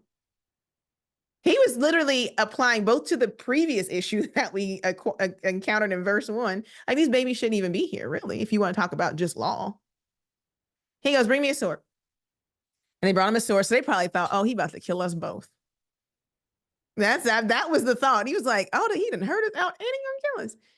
And the king said, "Divide the child in half and give half to one and give the half to the other." And the woman whose living child it was said to the king, because her stomach dropped into her stomach. She was like, "Oh, no, no, no, no, no." Said, give her baby. She said, "Give her the baby." And the other woman, whose child it wasn't, said, "Let it be neither mine nor hers. Handle that." He was like, "Oh, this is easy. I can now not only execute, but apply judgment." And it says, he says, "The king answered and said, Give her the living child, and in no wise slay it. She is the mother thereof." And all Israel heard the judgment which the king had judged, and they feared the king, for they saw that the wisdom of Yah was with him to do judgment. He didn't say, "Hey, y'all take that back to that whole house and y'all figure that out." That's not his comment to them. He went like, this is not even something I should be handling. This is in-house stuff. This happened. He was like, he heard it and he was like, "All right, let's do this. Let Yah be true and every man a liar." This went out all over his judgment on this matter.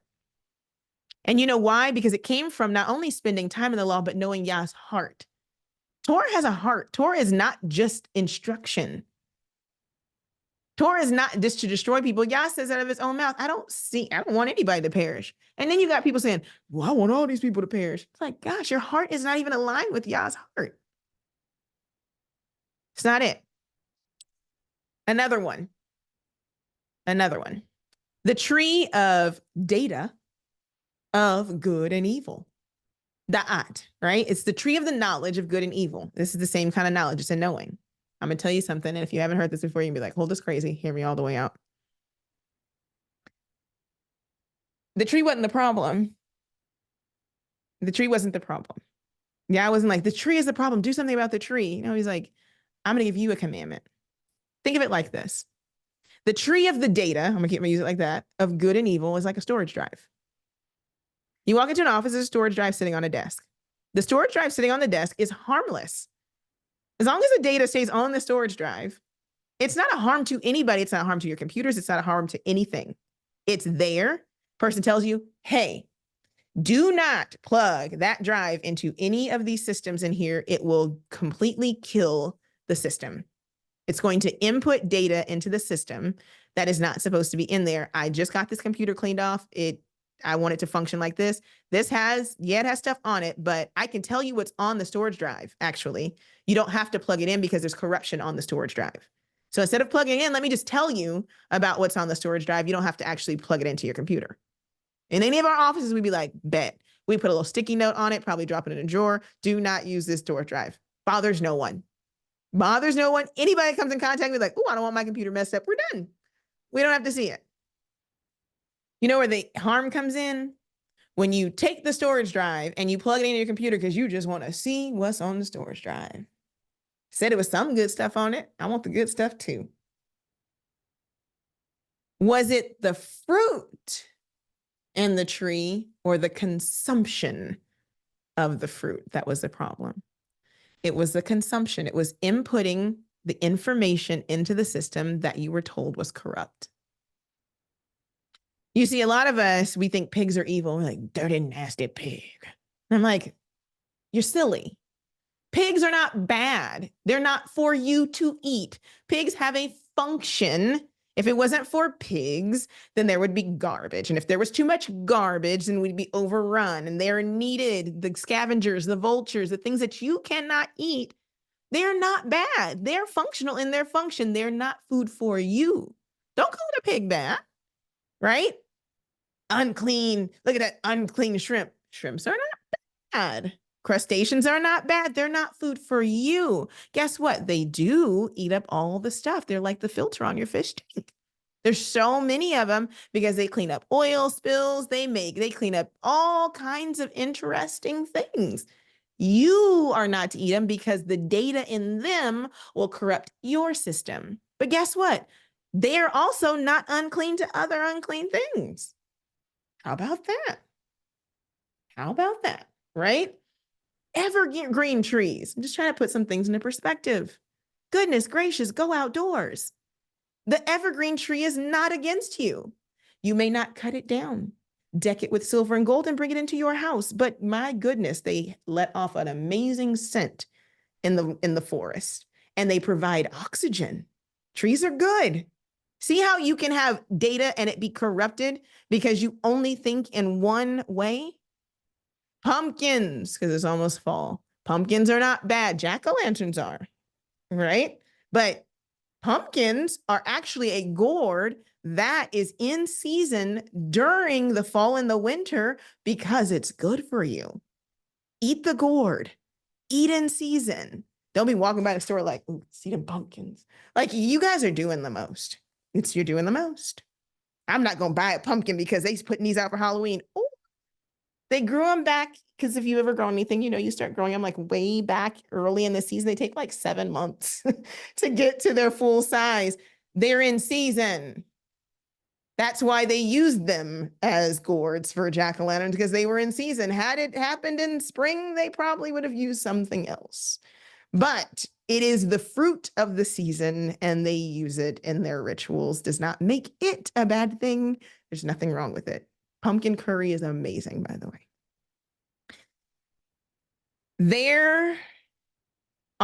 These things are not for your mental, physical, or spiritual idolatry. You may not use anything outside of its purpose. That's how law should be applied. Yah didn't do something that you guys are gonna be like, this is wild. After Adam and his wife did their thing, why did Yah just shrivel up the tree and put it out the garden? Oh no, because he didn't. Because the tree wasn't the problem. The people were the problem. He put them out. We don't hear anything else about that tree. The tree didn't do anything to them. The storage drive was not the problem. You getting fired for corrupting all of the servers in the organization. But we're going to take that storage drive and put it right back with that sticky note in the drawer. It has a time for its destruction, but it wasn't today. And you didn't have to get caught up in it. Everyone who claims to have knowledge from Yah is not always telling the truth. There's a story, and I'll give this to you all, and we're going to wrap up with this. In Job, you had Job's friend. Remember Job's friend? And he was like, oh, I'm telling the truth because I'm speaking what Yah says. That's what he says in Job 32:6, Job 10, and 32:6, Job 32:10, and Job 32:17. He uses the word, 2 words, dea, which is the root word of this word, and deim. He goes, I am going to be the one telling the truth because I'm going to speak what Yah says. And that fool was wrong too. Job had to pray for all them friends. He said, all of them are talking based on their opinion, but I'm going to say what Yah says. Don't trust people that say what Yah says. And we'll end with this, and then I'll probably like pause, and then we'll do the second part just so you guys have it. I don't know if it'll go in the actual video. But here is this, because I have to answer the question. How do you know they know? There is evidence of knowledge. I'll give you 5 things. The first thing is discipleship, and not what you've been told based upon a church perspective. Discipleship looks like this. Go to Psalm chapter 94, verse 10.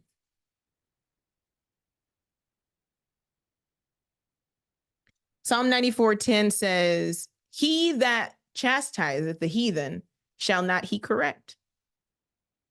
He that teacheth man knowledge shall not he know. That's discipleship. How are you going to chasten somebody in something that you won't correct yourself in? And how are you going to teach somebody to know something that you don't know? That is what discipleship looks like. Discipleship starts with you, not you trying to teach other people. Second thing on the list is obedience.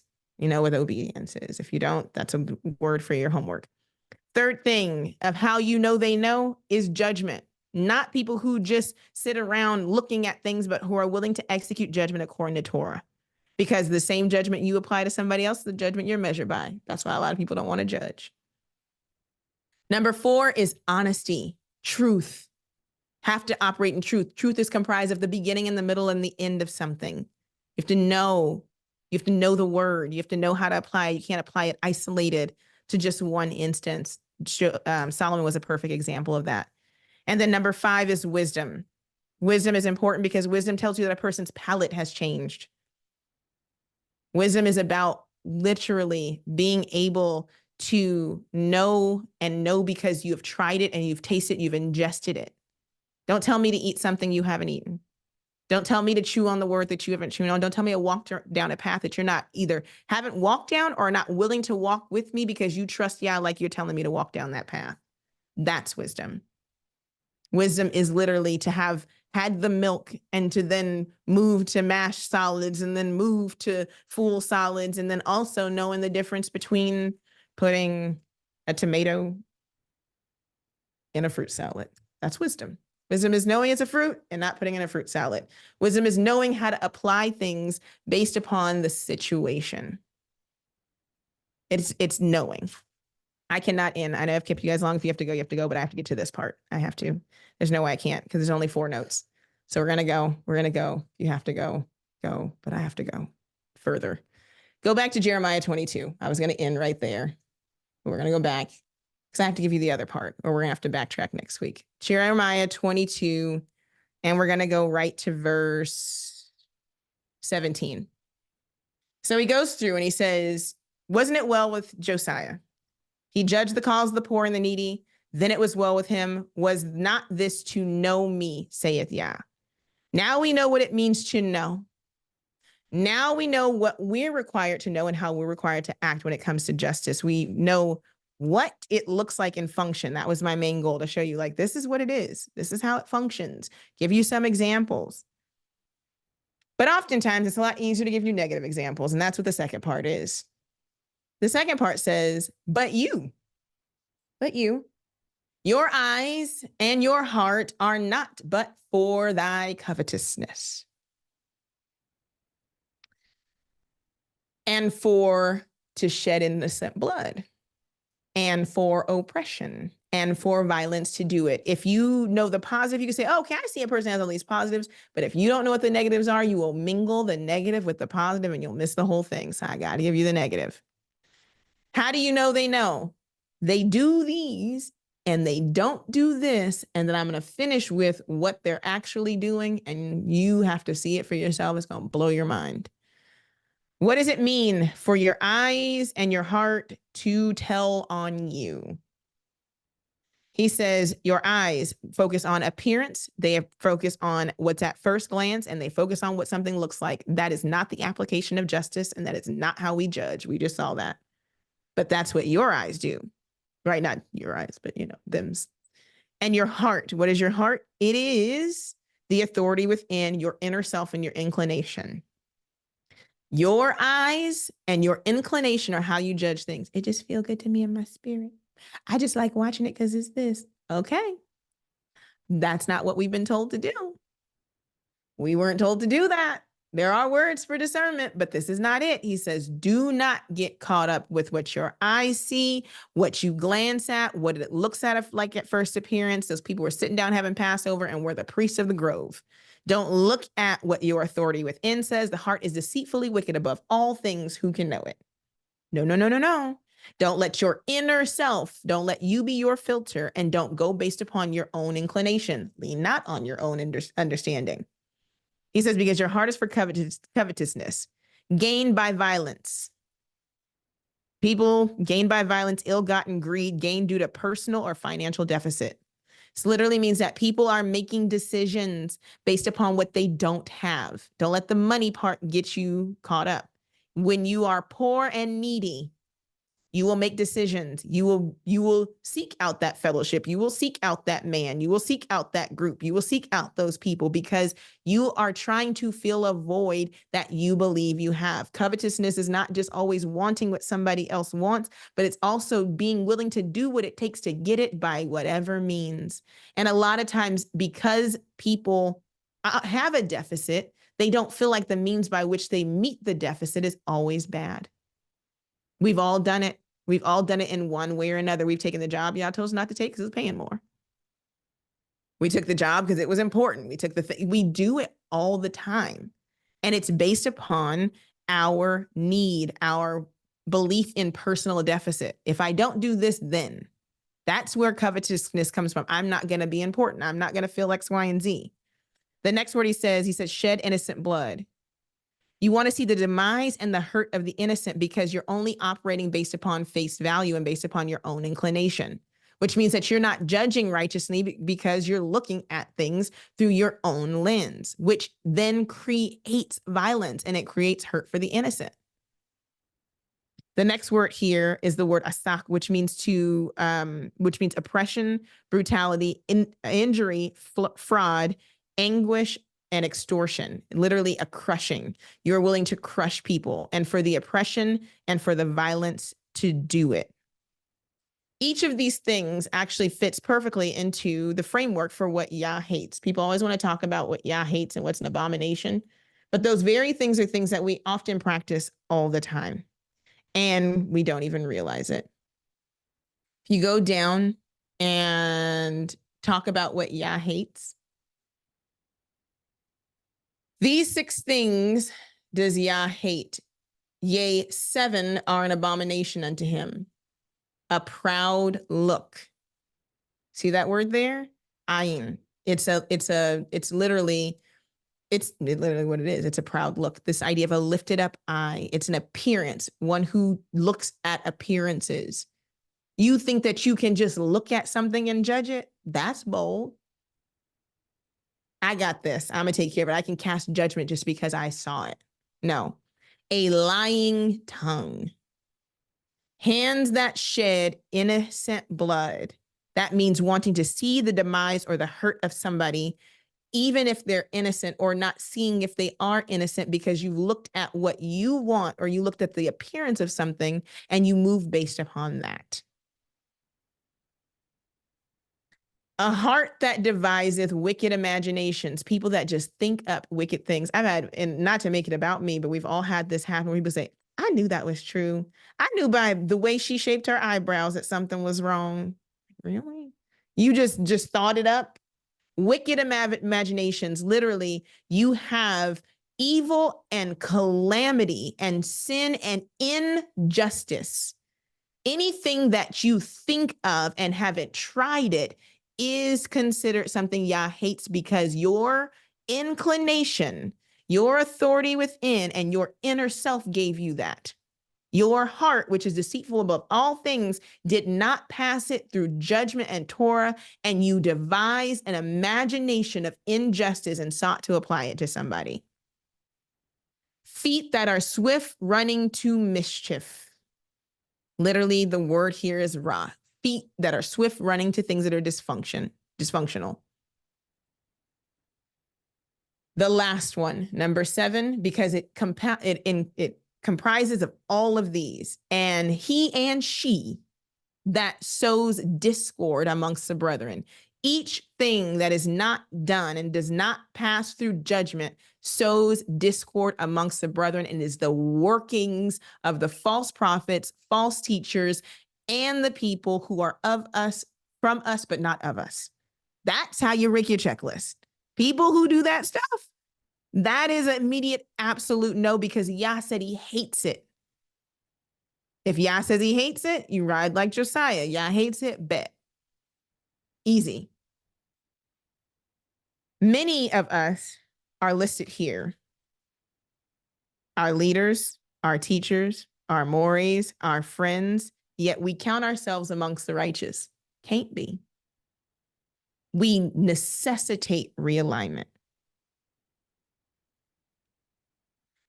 And if you think it's just a joke, then this is how you know if that was a little too difficult to process. Peter makes it very simple. Go to 2 Peter chapter 2, and we'll end right here.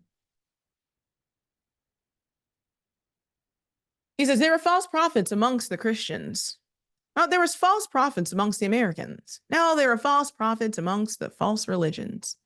No, he says, but there were false prophets also among the people, even as there shall be false teachers among you. You don't get out of it. Who privily shall bring in damnable heresies. They gonna teach some stuff that'll make the devil shamed. Even denying the Lord. Denying the Lord. This is the only one I'm gonna break down because I feel like this is probably the most important one. This idea of denying the Lord is like, they say they don't believe in Christ. They just say they don't believe in Messiah. That ain't it. You know what it is? This is gonna blow your wig back. They do not follow what he does. Y'all looking for the people who don't believe in him. That's an easy one.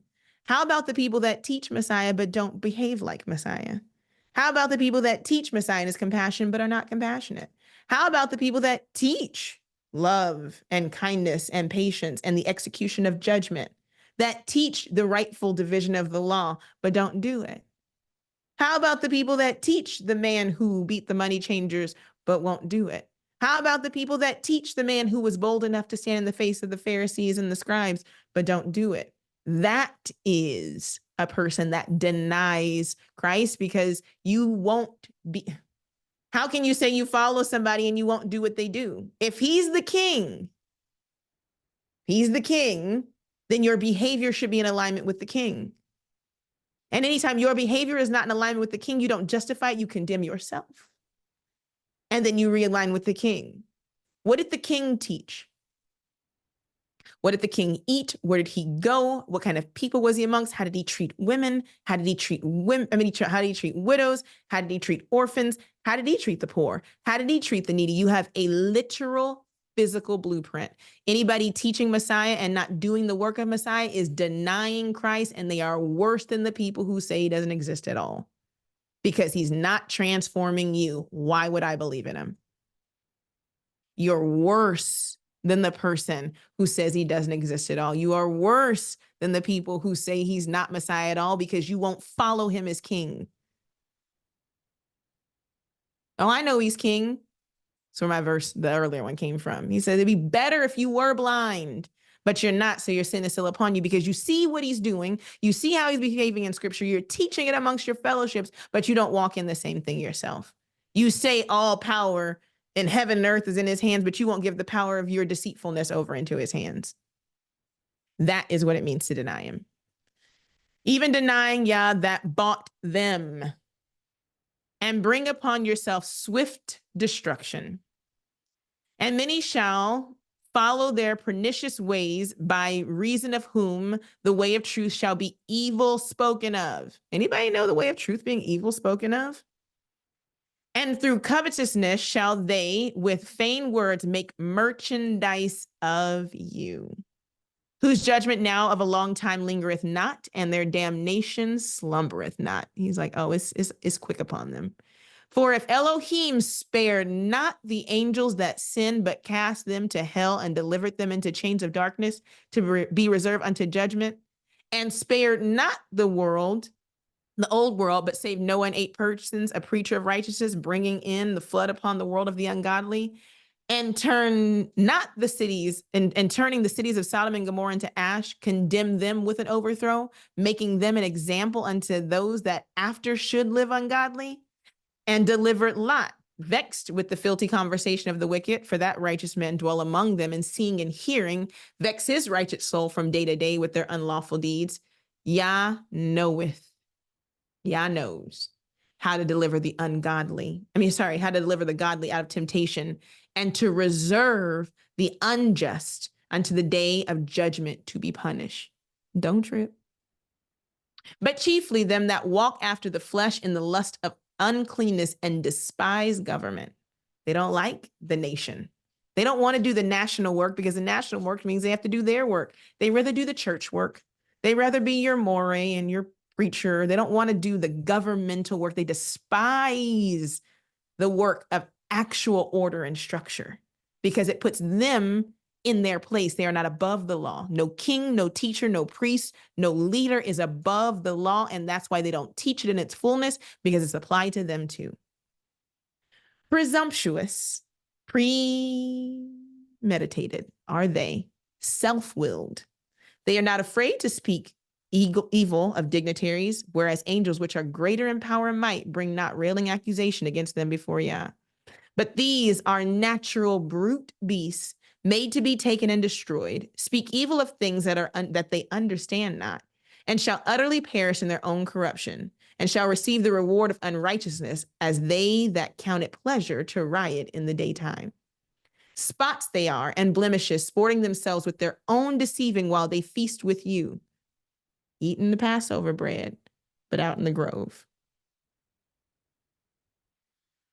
Having eyes full of adultery that cannot cease from sin, beguiling unstable souls, a heart that they have exercised with covetous practices, cursed children.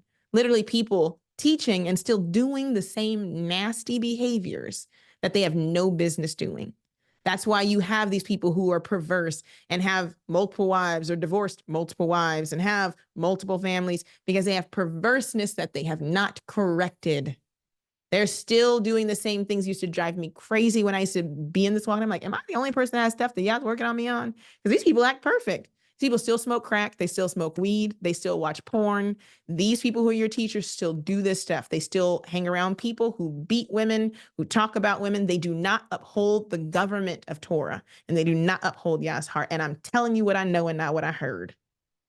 Telling you what I've seen and not what I've heard. It's not a game. This stuff is still happening, but because people can get behind these computers and they don't have to get out with the people, we're having things just literally fly under the radar, and then we're being oppressed and told to shut up when we talk about it, because you're tearing up the nation. The scripture says that they are doing it, not you, for telling the truth. You don't have to uphold this nation. Take my camera down. It is not our job. And you don't have to uphold it by covering people's crap. It's not your job. No amount of covering kept the destruction that was coming to Jerusalem. No amount of covering stopped the slave trade, because you can't cover what Yah is looking at. There's not. You can't. The stuff that happened in your home when you were a kid, Yah saw it. No amount of keeping your mouth closed and leaving stuff inside. You know how we know Yah saw it, and you know how the rest of us know it happened? Because you wear it on you. You wear it on you in your behavior and your traumas, how you interact, and how you replicate that same stuff everywhere you go. It's not a secret. It's not our job to keep secrets. There's not a line in Torah that says keep secrets. It's not a line in Torah that says to uphold wicked leadership. There's not a line in Torah. Quite the opposite. There's nothing in there that literally, if that's the case, Peter should have never wrote this. Never should have wrote it down, and talking about people who are amongst the people. Oh, you're going to make people not want to follow Yah. You know what makes people not want to follow Yah? This. It's not talking about it. It's the fact that it goes under the rug and nobody talks about it. It's the fact that you have people sitting around here feeling bad and trying to live up to a person's standard, and they're BSing, and they can't tell you the path to get out of unrighteousness because they're still in it. That's why. That's the problem. That's the, the gig is up part. That's why. Why am I in this and still lost? Because the person you're following is still lost. They walk you in a circle. They're walking in a circle because they can't talk about the things that they are not willing to not do. That's why your house is messed up, but you're still following X, Y, and Z. Why? Because if they told you what the Torah said about how you're being treated, guess what? Two things would happen. Either men and women would get alignment because it'd just be what it is, or you'd have proper judgment executed. That's it. It's not hard. People don't teach what they don't want executed on them. That's just the reality. It's just what this is, the truth. All right, let's finish this up. He says, and they shall receive the reward of unrighteousness as they that counted a pleasure do riot. 14, having eyes of adultery and that cannot cease from sin, beguiling unstable. Y'all know y'all look in these people's eyes and you know they're unstable. It's wild. You're like, how could they be? They talk about the word. They crazy. And a heart they have, exercised with covetous practices, cursed children, which have forsaken the right way and are gone astray, following the ways of Balaam, the son of Beor. Go back and read the story. If they say, it's like, as it is written, you need to know what Balaam did, who loved the wages of unrighteousness. We know that unrighteousness is not just people who don't know Torah, don't know who the people are. It's people who do not execute Torah. But was rebuked for his iniquity. The dumb ass speaking the man's voice forbade the madness of the prophet. He's like, dude, don't do that. That's crazy. These are the wells. This is how he speaks to them. He's like, but guess what? They're wells without water. Clouds that are carried with the tempest. He's like, you see the evidence, right? A well should have water. A cloud should bring rain. He says, to whom the mist of darkness is reserved forever. They're going to hell. Your favorite teachers and preachers, if they fit in here in private and don't do Torah, they go to hell. The people who died in the wilderness and got swallowed up were not church people. Y'all keep your eyes off of that. Focus on the people that you're marching behind into a pit. He says, for when they speak great swellings of vanity, emptiness, they allure, they pull you in through the lust of your flesh. Check your lust meter. Through much wantonness. Those that were clean escaped from them who lived in error. While they promised them liberty, they themselves are servants of corruption. Literally the same thing Jeremiah was saying. For of whom a man is overcome, of the same is he brought in bondage. For if after they have escaped the pollutions of the world through da'at, intimate knowledge of the master Yahushua HaMashiach, they are again entangled therein and overcome, the latter end is worse with them than the beginning. Says, this is where it's crazy. You're not going to see it at the beginning. When we all come in, we're all in it, right? We're all in it. But then what happens is people get into here and the adversary plays chestnut checkers. He's like, I'm going to get you in here and get you to shame Yah to his face. I'm going to get you delivered. I'm going to have you not doing stuff you didn't do for a period of time. And then I'm going to have you go back to doing the same stuff. I'm going to have you go back to the behaviors from before. He says, it's better had they not ever even woken up. See, the adversary, y'all, and I'm not tooting the devil's horn, but y'all made that, whatever that is, something way to the point that y'all thinking, I got to tell people who the people is because the adversary trying to keep that knowledge away from him. No, he's not. No, he's not. You know, he plays for keeps. He's like, Negro, wake up. Please. Please wake up. Oh, please. I'll appeal to everything, your skin color, whatever. Please wake up so that I can get you far enough in and not healed, because that's not what people teach. And then I'm going to bring all the corruption from the past and you'll never make it out alive. He knows the word. He's like, no, don't let them stay out. Oh, by golly, no. Please wake up enough so I can put you back to sleep forever. I'm going to get you so caught up in your traumas and hurts that these preachers and prophets and teachers and mores and morais not telling you to heal. So, I'm going to make you curse God to his face. I'm going to make you do it from right within in the congregation of the woke. I'm going to have you doing things that your ancestors would have never thought of. And I'm going to have you doing it in the name of Torah so that other people will follow you. I'm going to have you so messed up that you'll be listening to a person teach current events and think you learning Torah because you're just too senseless to realize that that's not what God is wanting you to learn. I'm going to keep you so distracted with YouTube and TikTok and how you shouldn't be in sororities and fraternities and everything else. And I'll have you in a fraternity. I'll have you dressed in fringes and colors and doing things and saying this in the name of Yah and have you go straight to hell. Just watch me. Wake up, please. Please wake up. Oh, please let me get you to think you're proud and you know something, that you have knowledge and you have no knowledge of Yah. Ooh, please. Please let me fill your head with pride. Oh, yeah, let me puff you up.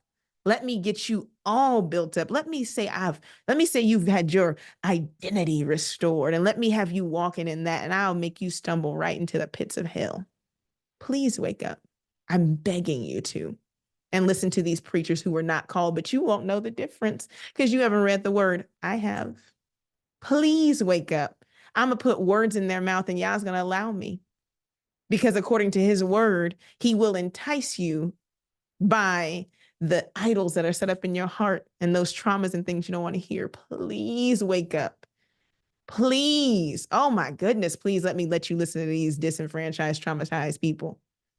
Let me operate based upon your hurt. Please. I'm begging you, wake up. I'm not trying to keep nobody asleep. It's too smart for that. Says, for it had been better for them not to have known the way of righteousness than after they had known it to turn from the holy commandment delivered unto them. He knows that. But it has happened unto them according to the true proverb. The dog is returned to his own vomit again, and the sow that was washed to wallow in the mire. That's how you know they know.